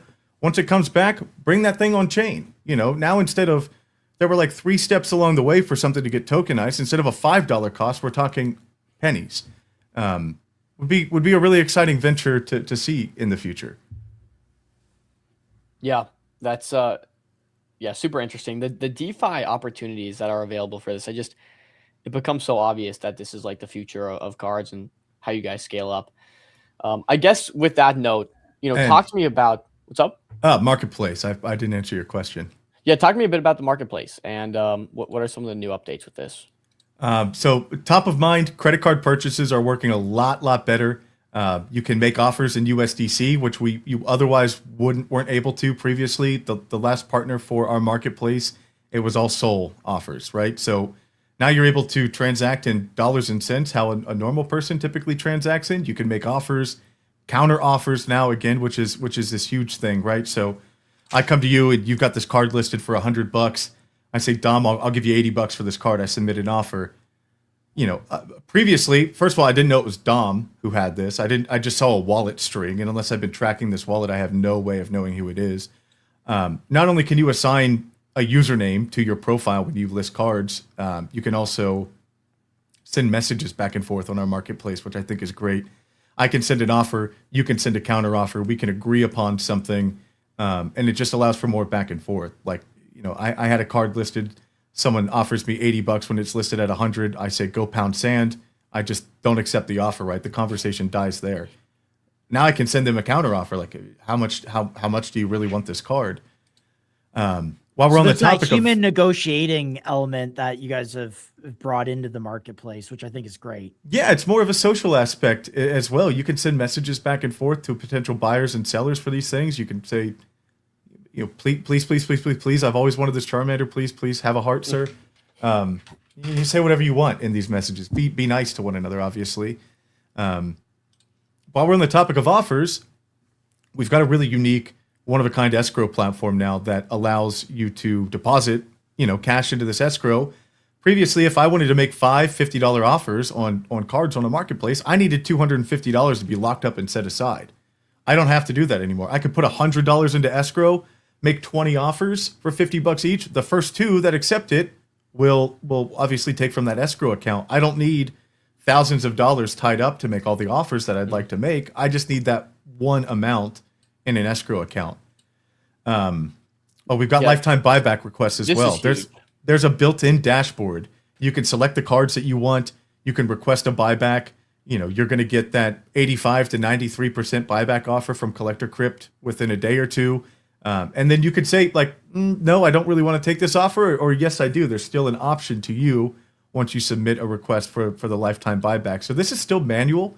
We're still reviewing this, but it eliminates the need to go into Discord or message our inventory team or message the ops team, wait for them to run it up the ladder. Everything lives on this nice, beautiful dashboard now. You submit a request, we give you an offer. You can say yes or no. And it all takes place from the website now. You don't have to go anywhere else. We covered escrow, we covered USDC. One thing that I really like, and shout out to the Famous Foxes because they've had this for forever, but imitation is the best form of flattery, right? The ability to set up trades, I think, is just so cool. It's like that pure collector spirit now on the Collector Crypt marketplace, where we're not charging you a dime to act as this middleman to facilitate a trade. Say I've got the Charmander that I've put up, it's worth $300, and you've got 3 cards that are worth $100 each. Boom, I satisfy my end of the agreement. Boom, you satisfied your end of the agreement. I don't have to trust that you'll send me 3 cards before I send you 1. It's entirely trustless. The swap takes place. Collector Crypt acts as a neutral middleman that literally just swaps once the agreement is satisfied. You don't have to trust anymore. You don't have to pay us to do this at all either. Just trade your cards and transact as you would in person or on the school bus. The only thing here, though, is after you do a trade, you can't have your mom come and yell at us that you made a bad trade. We're not going to undo it. That's on you. Very cool. Great update. The Mom marketplace. to be really forceful, to reverse a trade, You ever have to do that in middle school? You trade your great card for some like 4 shitty cards, and you come home crying because you regret the trade. Mom's got to go over to that house. And... The early traders, we cut our teeth in the schoolyard trading Pokemon cards. I mean, that was a generation that did that, and I remember there was a dumpster, and literally we'd all go behind it because the teachers used to like get us in trouble. They were trying to clamp down on trading and Pokemon cards in general. Yeah. But you would do that, and you would try and like trade up. So, get a couple not so good ones, trade it for, a better card. But the thing is, I was too young to know exactly what I was doing, but I knew I was having a lot of fun. Yeah. I had no idea what shit was valued at. I'm sure I traded cards for very fake cards. Maybe I gave some people some fake cards. I had no clue. I like the blue one. You have the green one. I've also got a green. Like let's trade. What about inter types? So like Yu-Gi-Oh trading with Pokemon cards. So there was a time 6th, 7th grade rolled around and Pokemon was for babies, and I wanted to trade Yu-Gi-Oh. So I was trading my Pokemon inventory for Yu-Gi-Oh inventory at one point. Is that something you guys might do on Collector Crypt? Is to have like, let's say, comic books, and I want to trade it up for something else that's Pokemon. Oh, you can do that right now. You can trade a sports card for a Pokemon card, and it'll satisfy that agreement. Cool. So you can trade anything for anything. Let's go. Okay, interesting. I want to pivot a little bit to this conversation that I found has been very like relevant, I think, in the space of TGCs. There's a lot of like, you guys work well with each other. It's not like we hate Vigils, we hate Courtyard. And this person Lou made an interesting post. He goes, I like the Pokemon and Gacha space 10 times more because they actually support each other. Back in the day, you would never see Magic Eden and Tensor, Magic Eden, a little bit of throwback shout for you, call each other amazing. There's room for everyone to make money, build cool things, and grow the space together. Talk to me a little bit about why this is.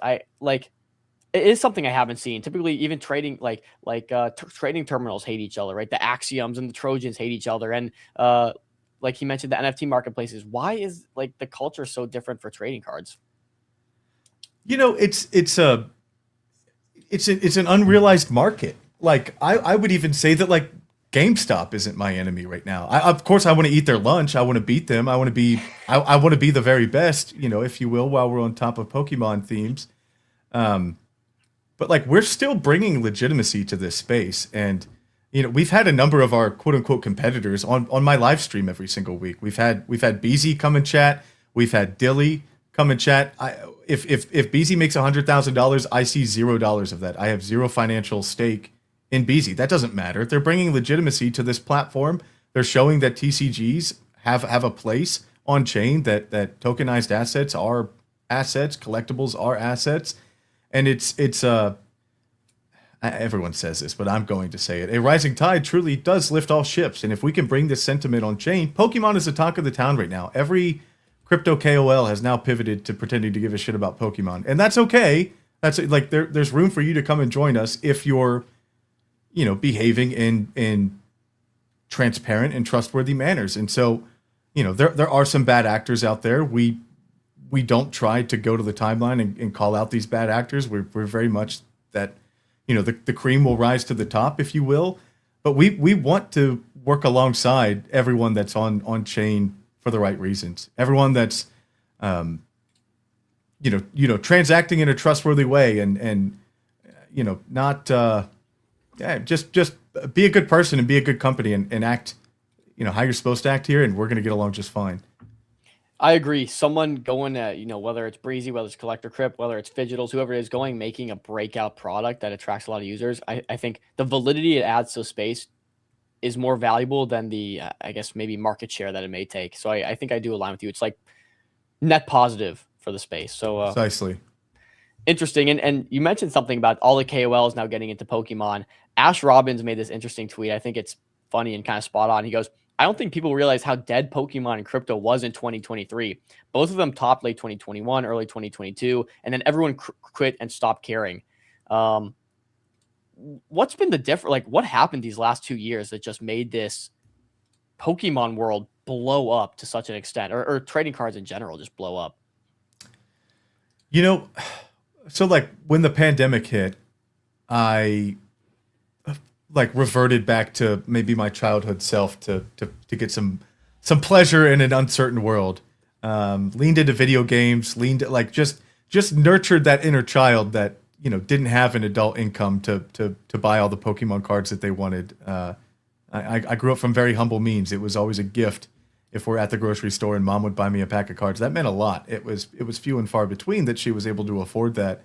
And something about the pandemic just rolled around and put this heavy emphasis on nostalgia and, you know, time spent at home. Where can I entertain myself and have a community to discuss? And, you know, I probably stopped all trading card aspects of my life when I came to college, right? I still had my Yu-Gi-Oh! I still had my Pokemon. I left for college. I kept all that at home. Forgot about it for a number of years. Pandemic rolls around. I've got a little bit of extra walking around money and a whole lot of free time. And I rediscovered my interest for Pokemon and TCGs back in 2020, 2021. And it was kind of like a bubble right then, right? So like this thing exploded a little bit and then had a massive cool off and people were like, shit, why did I buy all of this? I wasn't one of those. I'm kind of allergic to selling anyways. So I've always just held on to these things. But I really owe it to the pandemic, I think, has sparked this resurgence of nostalgia within people. And then Pokemon's just been on an absolute tear with their marketing. They know exactly what they're doing with the scarcity aspect of the cards that they're putting out there. Scarlet and Violet having the 151 set, I think we owe a lot to that. And, you know, love or hate the guy, I think figureheads like Logan Paul and the Golden Auction Marketplace have done a lot to move the needle for Pokemon and TCGs. And let's not discount Crypto Bros either, because that was a flex in 2021 as well. There were Crypto Bros on the timeline flexing their inventory, and if they held, they're doing quite well right now, because shit, you used to be able to get a Poncho Pikachu for $800. They're 16 grand now. Good luck. Wow. Insane. I think, yeah, what it comes down to is just cards, TCGs have proven that Solana and RWAs can coexist in a massive way. It's just a huge untapped blue ocean industry. I think my question is, moving forward, where does cards go and what does this mean for RWAs on Solana as a whole? I spoke briefly about where ideally cards is going to go. I would dream of the day that, you know, you get exposure to our inventory using the cards token. We're not there yet. We need some guidance. But I think the first step along the way is you're going to see buybacks announced, you know, months after it's already been occurring. You know, we're not here to announce buybacks and pump the token price and any of that. We're going to be buying in the background long before we ever announce that buybacks are coming. It's of an interest of ours. It's certainly going to happen. It's just a matter of when. Wish we would have started 3 weeks ago when the token was 8 million instead of 35. Should have come on MCG. I know, it's the MCG effect. Really. You guys just ramped up that token. I mean, and now it's like, you know, we're seeing exposure for the cards token from people that wouldn't otherwise have given us the time of day. It was hilarious. Nikki Scans from Super Team USA, when we were down in Miami, he was showing me all these Telegram chats that he had with Twom, our founder, and stuff in the heyday, 22, 23, and it's just a graveyard. Hey, Twom, CEO of Collector Crypt, really wants to talk to you about doing X, Y, and Z. No answer. Like, no one gave a shit, man. And I would still argue most people don't care. Like, we are the #1 consumer app on Solana right now, and we're nowhere near the finish line. So we're going to carry the cards token with us, whatever regulatory framework that means that we can operate in. We're going to do that. And you know, as of now, like I just said, in 1 month we airdrop 42 grand onto our community with the cards token. At the end of this quarter, we're airdropping a ton of cards tokens to the people that use our gacha machines. A ecosystem participation token with some buybacks baked in, with a company that's got, you know, some of the best revenue numbers month after month on this chain. That's still something great to look at and to have your attention on. And, you know, buy it, don't buy it. That's absolutely on you. You know, how we're at right now, it is a community participation token, but, you know, there's a number of different ways that we can go from this. And as we succeed, we want that to be reflected in our token as well. Love it. Lots of alpha packed in there. Josh, and I'll let you take the floor too, but my last question is going to be, I think Collector Crypt success aside, massive revenues, blowing up, it's proven RWA and Solana should exist. what do you think this does for Solana and RWA as a whole? Does this like prove that, you know, anything can be kind of tokenized and there can be a liquid tradable market for it? And has Collector Crypt kind of been the test case and proof of work here, a proof of concept for Solana? I mean, you just hit the nail on the head. If you can tokenize it, you can trade it. And for every bid on one side, there's a sell on the other side. You can tokenize some used tires and get enough of them to trade for a PSA 10 Charmander. I know that's a terrible example, but if you can tokenize anything, you can add a value to that. You can trade it. You can bundle it. There's a buyer on one side for every seller. There's a ton of things that you can do digitally with these real world assets reflected on chain that I think we're just beginning to scratch the iceberg of. I think Solana's the best place to do it. You're seeing the collectibles super cycle in Solana right now, but you know, I think the next super cycle is still going to have an RWA aspect to it. Absolutely. Trace also mentioned let's list the cards on OmniPair. I'm happy to connect you with that team as well if you guys are interested in that conversation. But sure. Josh, go ahead. Yeah, no, I wanted to pull this up. So I have two questions. First one is the headline grabbing revenue number shocked the market from the last stream. That was back in April. I mean, this is incrementally up a little bit from that. I don't know if there's any headline, you know, growth or whatnot you can kind of point to this stream, but it just, you know, hockey stick, still continuing to hockey stick, or do you have some numbers you're looking at that you think are interesting? Great question. I'm checking out Blockworks right now, and it looks like quite the J taking effect. You know, call it the Buddha effect, call it the Miami effect, what have you. But you know, we dipped down. You know, the best week on record was April 20th through the 26th. We had a bit of a correction the following week. We're right back up and at it again. You know, I think call it a hockey stick, call it a J, call it whatever you want. We're certainly not finished. Call it a rocket ship. Bringing tokenized assets on chain, and our success is going to continue to reflect the sentiment of RWAs and collectibles, which I think is set to increase a considerable amount this year. I'm excited, man. The comic book stuff is huge. I think the innate sense of you guys wanting to just branch out from trading cards in general to like kind of all things collectible is huge. Really excited for what you guys do. Every time you come on the show, I leave more inspired than previous. One last question. Slabs mentioned there's this great event happening, I believe, in LA in June. I don't know if you're part of that event or what. I think he said it was mentioned it was co-hosted with you guys. Can we just talk about that event? There's a big conference out there as well. Bro asked me if we were down 12 hours ago, and he's already spilling the beans on live stream. Yeah, we're involved. I'll see you guys in LA June 12th. There's a large Collecticon event in LA, and I think the following day the USA plays Paraguay or Uruguay, one of the Guays. Uruguay? Isn't Master Uruguay from Kung Fu Panda? Uruguay. Uruguay. Uruguay? I don't know how the Spanish pronounce it. I hope I did a good job, and if I didn't, sorry. But there's a World Cup event there as well, and I think Eddie's got some sort of after party planned that if you know Eddie, you know that anybody who's anybody's going to be there, and I guess that includes me now.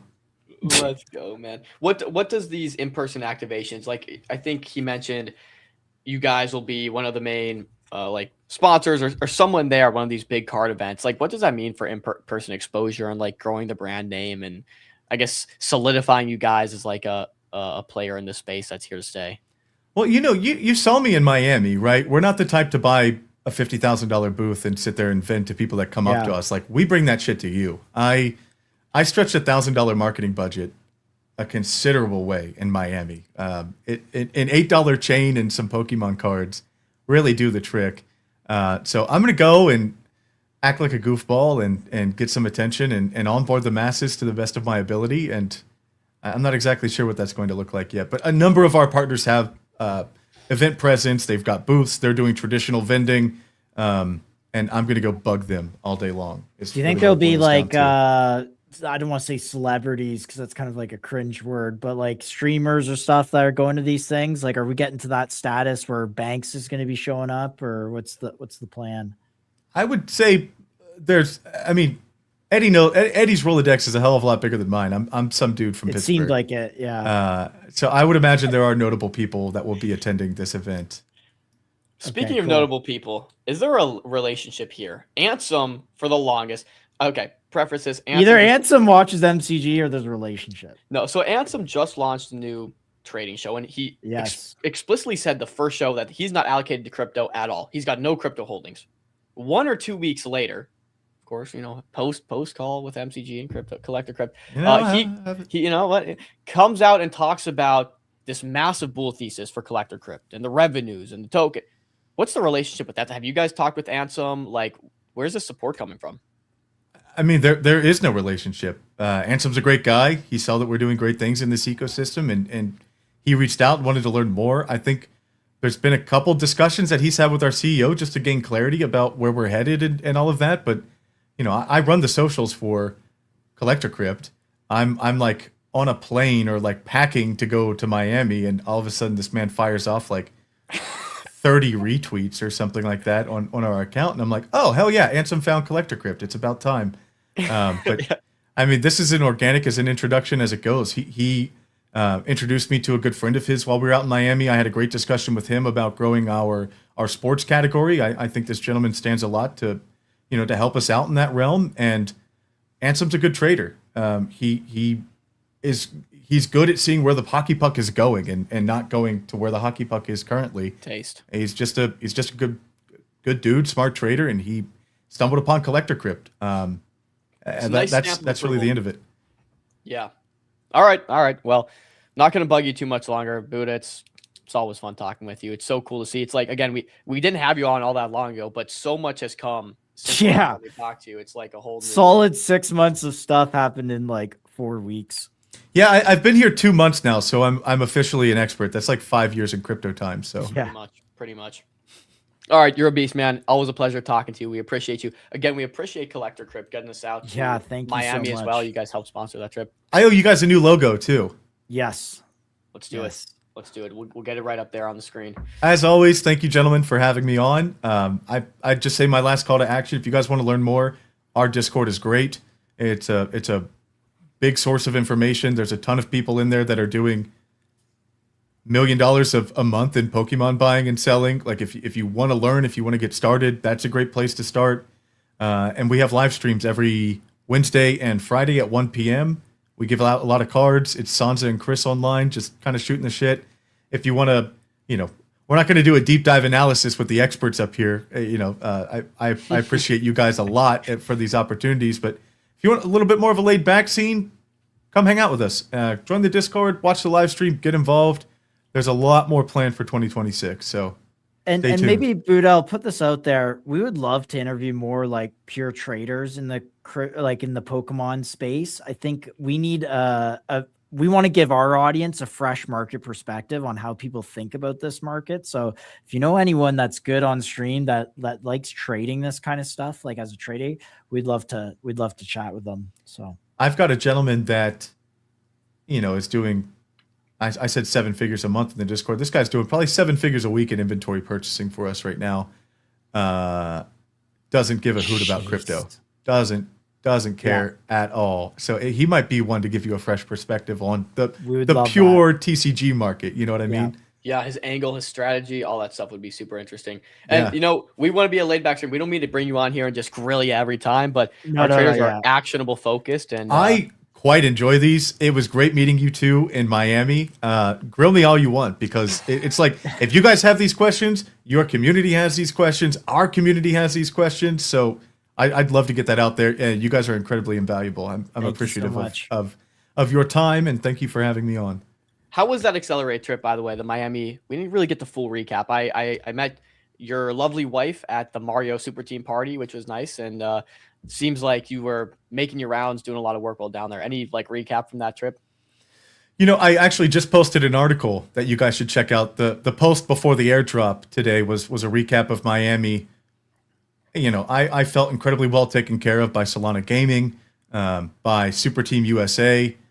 They had an entire film crew out there all week. Jorge from Solana Gaming was just running around like a madman doing interviews and all of this stuff. And I'm not used to, and I'm still learning how to take compliments, and I'm an outgoing guy, but I'm humble to a point of fault sometimes. And the first day of Accelerate, I was very uncomfortable, and I'm sure you didn't see that, but like I'm not used to this attention at all. It was so surreal to be out there with the big dogs. The comment we always get, dude. Everyone says this. Okay, if there's one thing I can say about Buddha, and whenever anyone's talking to me about Buddha, it's not, man, this guy's awesome for the cards he collects. It's, this guy's voice rocks. We need him to do voiceover work like right now. Why is this the common thing? Well, maybe I'll be in a live action comic book voiceover one day or something. That'd be nice. That would, well, hey, we got a connection here with the comic book platform, so maybe we get our own Collector Crypt comic book special where you're doing some voiceover for it. Hell yeah, that'd be great. Oh, dude, do you have you ever like? And I'm gonna let you go here, but have you ever like done any writing or storytelling yourself? Will you ever write or release your own, publish your own comic book, or not at all? No, I've never done that. That'd be exciting though. I've done some voiceover work for like Collector Crypt ads. Like if you go back to the sealed gotcha advertisement we did like 2 weeks ago, I'm in there going like, in a world, I'm doing my best to imitate like that voice. But no, it's fun. Maybe if I say enough words onto these live streams, someone could just write an AI to spoof my voice. Anyways, I'm sure. Well, you've got, and you know what I will say, when it comes to your speaking, be careful what you wish for too. Yeah, right. You're gonna have your AI Buddha just all over the timeline. No, but you have a lot of little catchphrase in the back. You got a good inventory of words, and you're good with English. You're good with words. It's the Appalachian roots coming out in me. I got a lot of metaphors here. The Yinsler. Yeah, exactly. Okay, Buddha. Finally, we're gonna let you go, man. Thank you so much for talking. Good updates. Been my pleasure, gentlemen. I'll come back anytime. I appreciate you guys having me on. Great updates. See you, Buddha. Peace. Yeah. Good conversation. I mean, I had this entire notepad full of like notes. There was so much they got done. Truthfully, in the like couple of weeks we haven't had him on, it's like update, change, expansion, revenue. So, geez, it was good. I don't know. You know what's crazy is like yesterday. I mean, we went through the launch pads a little bit. The Meteor one, Star went through Easy A couple projects on there, and we had 1,300 viewers on there. I think this is a little underfollowed. It still is fairly like people are still finding it out. Like Ansem Tweets used to candle things like 100 mil. And I mean, remember House, or what was it? Was it House or Home or something like that? And that thing went from like a few $1 million right up to like 100 mil. And yeah, we're still kind of in a sleepy market. I think it's starting to pay attention, but we're in a sleepy market. Yeah, and again, like the cards, TCG, like slabs, collector, it's a little bit out of like the trader element. I think that we cater towards. People come here for actionable alpha. Like, what is the token you're talking about? What is tradable? This is less of that, but again, there was like a lot of valuable information that was shared today. There was a lot of alpha. And again, like he had to give the little ad read, but these are things they have to do to cover their asses for compliance. But it's very clear, I think, what they want to do, and that's personally how I'm trading this asset. But lots of good information here. Yeah, I think sleepy market. I think that what we will get is just like we saw. I forget the exact day we had him on last time, but let's call it down here.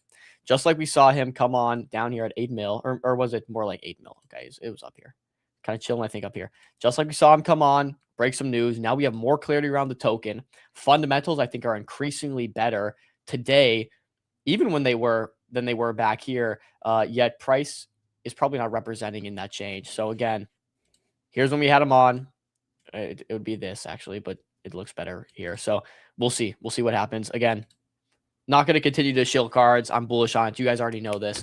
Exciting conversations, great stuff. Any key highlights you want to talk about? I think for me, it is Loop Scale partnership and comic books, because that tells me a few things. This is not a trade that's just predicated around Pokemon cards. This is a growth market we're talking about where they're getting into all things collectible. and that's comic books and the big market that's there, and so on and so forth. And then also Loop Scale. Okay, now people are coming on chains for its unique aspects like liquidity, the ability to trade, the ability to have your card stored somewhere else, but also now, oh, I can borrow against this. I can use DeFi mechanics, loops, all this stuff. Those were my two biggest takeaways. And of course, I'm talking about the token and how they're looking at it was important. But what about your perspective, Josh? What's your takeaways? The number one thing, the only thing that matters is we've been talking about RWAs for like 18 months. And I don't care about on-chain funds and, treasuries, bun all that. Don't care about real estate.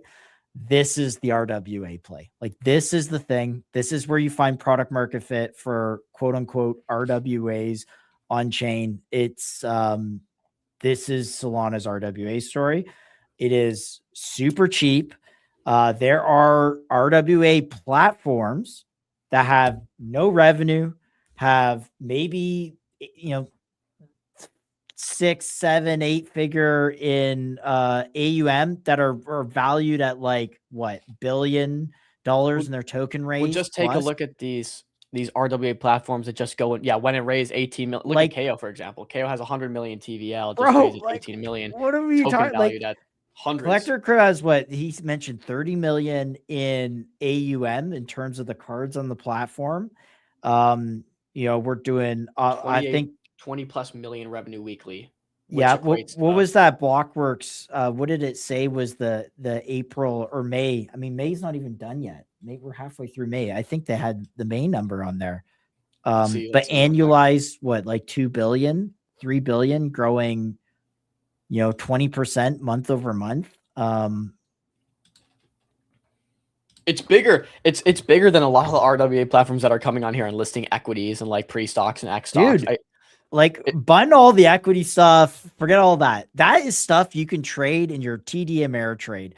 This is a fresh market that only crypto solves. And remember, Dom, let's remind them. We talked about them. We focus on markets and tokens that are solving problems uniquely crypto solves. This is one of them. Look at that. I mean, here, let's run through the numbers real quick. They did 85 million. The top TT Collector Crypt did 85 million last month. I think this is for May. Yeah, month of May. Wait, this is the month of May? Can't be. This is May 2026 is what this says right here. It's the 14th of May. We're not even halfway through, or we're about halfway through. So is this real? Maybe they just projected it to the end of the month. Oh, okay. Oh yeah, what does it say at the top there? It might say projected May volume. I'm an idiot. Yeah, there we go. Yeah, I'm an idiot. Okay.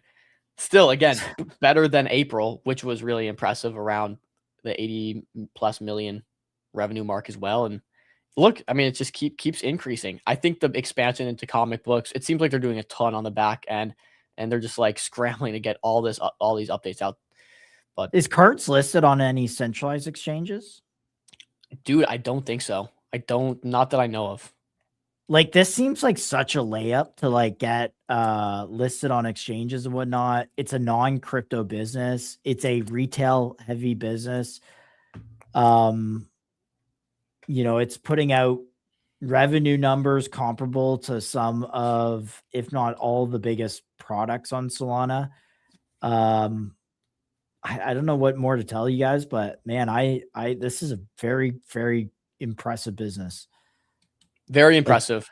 Like look at this token, bro. Scroll this out all the way. Well, this is what's crazy, right? Because it launched, got so much traction. Here, let's do this. So you see the token, you see this. This is okay. I'm gonna mark out some stuff on the chart. Let's do vertical lines. Let's do at the peak here. This is September 14th. Okay, you see that September 14th. We'll even do over here, September, October, 1 month apart. Let's see what the months of October were looking like based on that chart we just had up. Okay, so in the month of September, October, we topped out on cards, and this went to. I'm gonna have to do market cap. We topped out on cards. This went to about 100 million market cap. Which the FTV would have been significantly higher. FTV is 750. Yeah, so this is okay. So 750 million market cap, fully diluted, about 100 million. Okay, so let's go to price, back to price. Now let's go to what we were actually doing in September and October in terms of revenue, right? Let's just compare, because I say all this to show you the fundamental increase. September and October 2025 right here. That is about 35 million in revenue they did for September and October. Significant growth compared to the previous months, but it's gone from 35 million in September, October last year, and a 750 million fully diluted value to today. We did 85 million basically Doubled last month. We're about to do it again this month. Yet the chart is down from these points. I mean, 65%. Fundamentals have increased. So again, this is what we talk about. In a sleepy market, you look for increasing fundamentals and people that are slow to react, right? So the fundamentals are increasing, yet the market just hasn't realized it because they're scared or for whatever reason. So those are the two things you look at here. Wow. I think that's pretty telling. So yeah. and, Again, and telling then of the market too. interest in doing buybacks too, like, Oh, great point, Josh. He said, look, our plan is to have done buybacks and then announce them months after we're done so you guys don't front run us. They're doing buybacks right now, guys. Okay? They're doing buybacks. I think they're thinking about they might be, and like we don't know, but like he said that they wouldn't say anything, they'll just do it. Yeah, but it was like, And we'll do it a few months before we announce it. We're really interested in buybacks. yeah, Buddha. Are you guys doing buybacks? You naughty boys. Hey. Yeah. Oh my goodness. Anyways, yeah, love the business, love the token, love what's going on here. I personally don't have a position in it, but I probably will. I have a position, and I've had a position after we had that conversation because it clicked. Like it clicked hard. It clicked for me. I think it clicked for a lot of people after that conversation. But it clicked, and there was clearly lagging price compared to fundamentals. It's continued to click more, and now the growth aspect is clicking.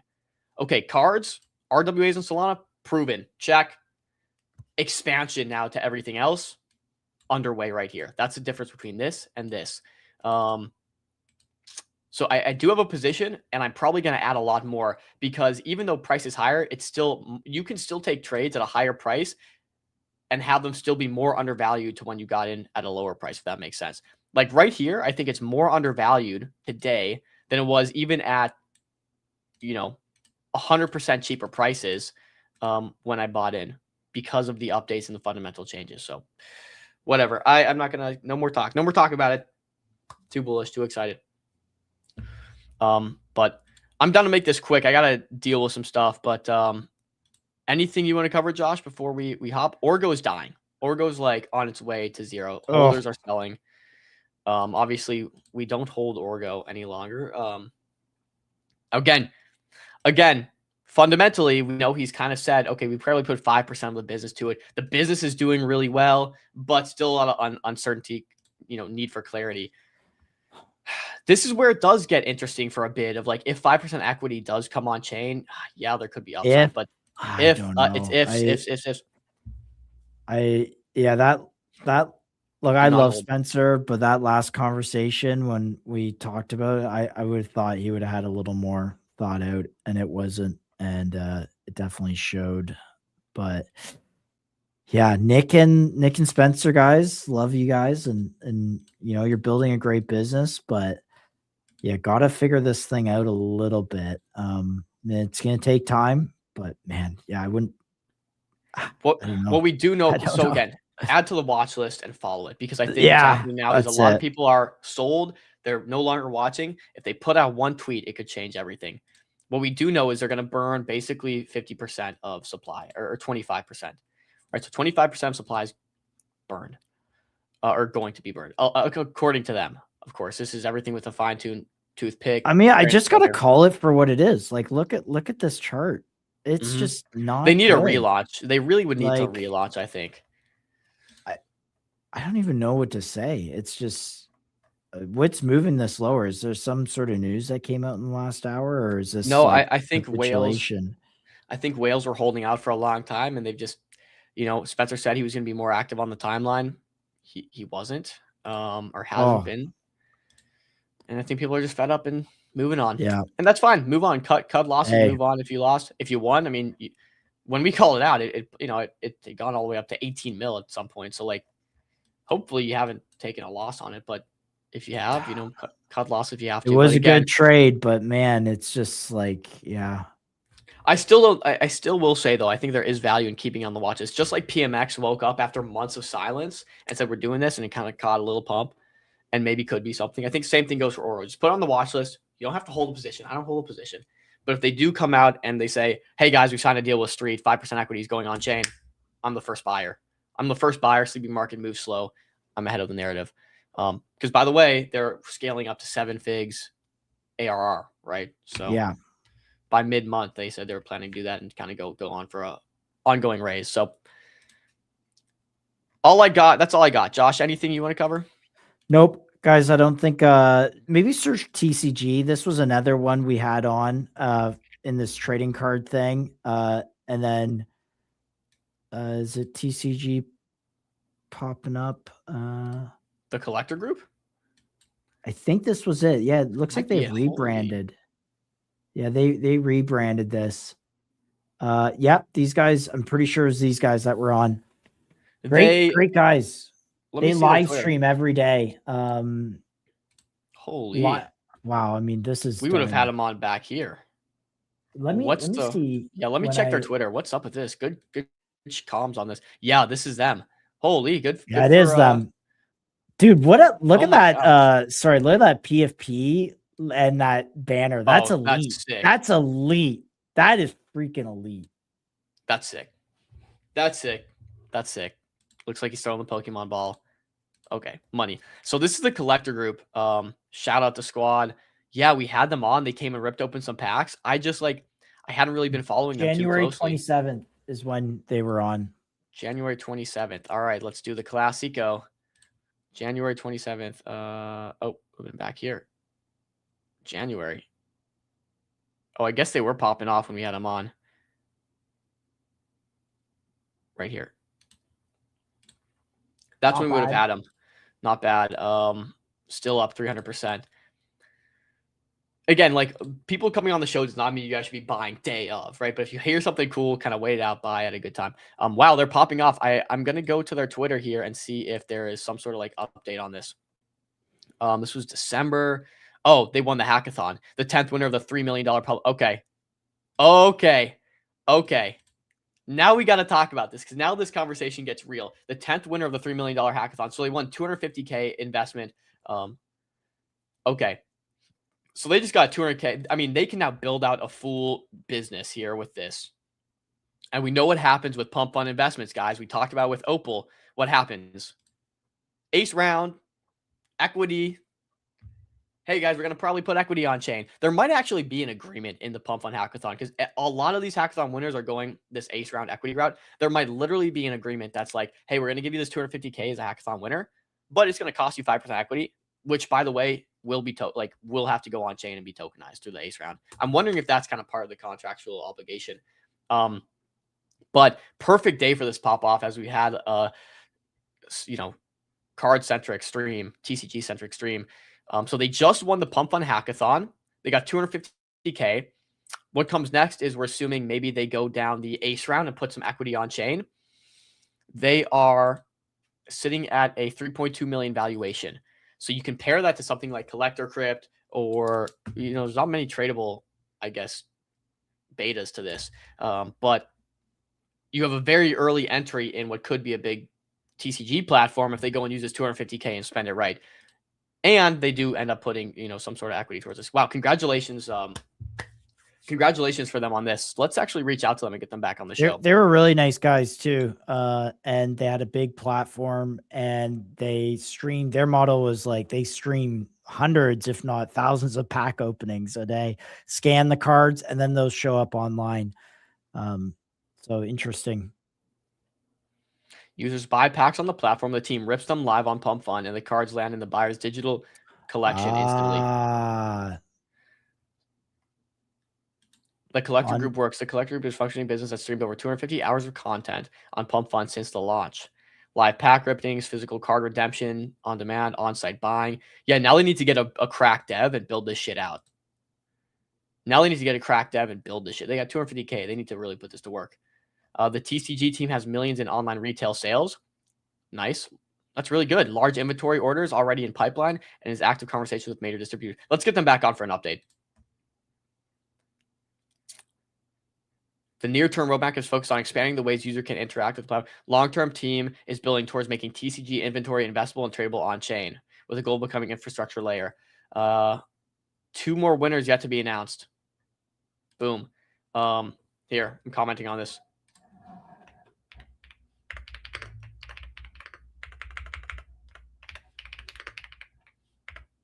Jeez Louise, guys. Break.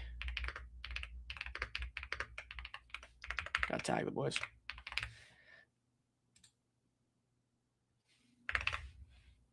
All right. Very cool. Very cool. Yeah, this gets interesting. 3.2 million. Maybe they do an ace round. We'll have to get them back on the show to get you guys the information. A good shout on this, but we know people are really eating up this trading card mania, and the fact that they won gives them ability to really build this thing out. They're doing millions in sales, I think is what that thing said. So interesting. Very interesting. What's our Telegram with them? Is it the Collector Group? Yeah, we have one. Oh, the Collector Group. Yeah. Is an acronym for TCG. Okay. Wow. Okay. I can't see their group, Josh. Maybe you just shoot them a ping. Yeah, let me find it. Good shout on this, guys. Looks really good. We're going to try to get them on the show. Really want to hear what they do with this money. I think if they spend it right, hire a crack dev, and they're doing millions in shit sales, and we have equity coming to this, lots of potential here at 3.4 million, fully diluted value. Fully diluted value. Yeah. Great shout out, Maru.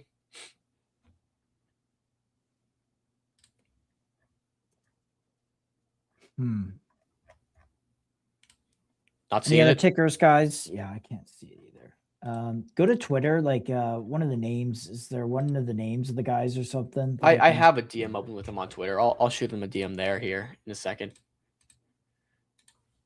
We'll get it sorted for you guys. If not, we can talk to the pump team and have them bump it.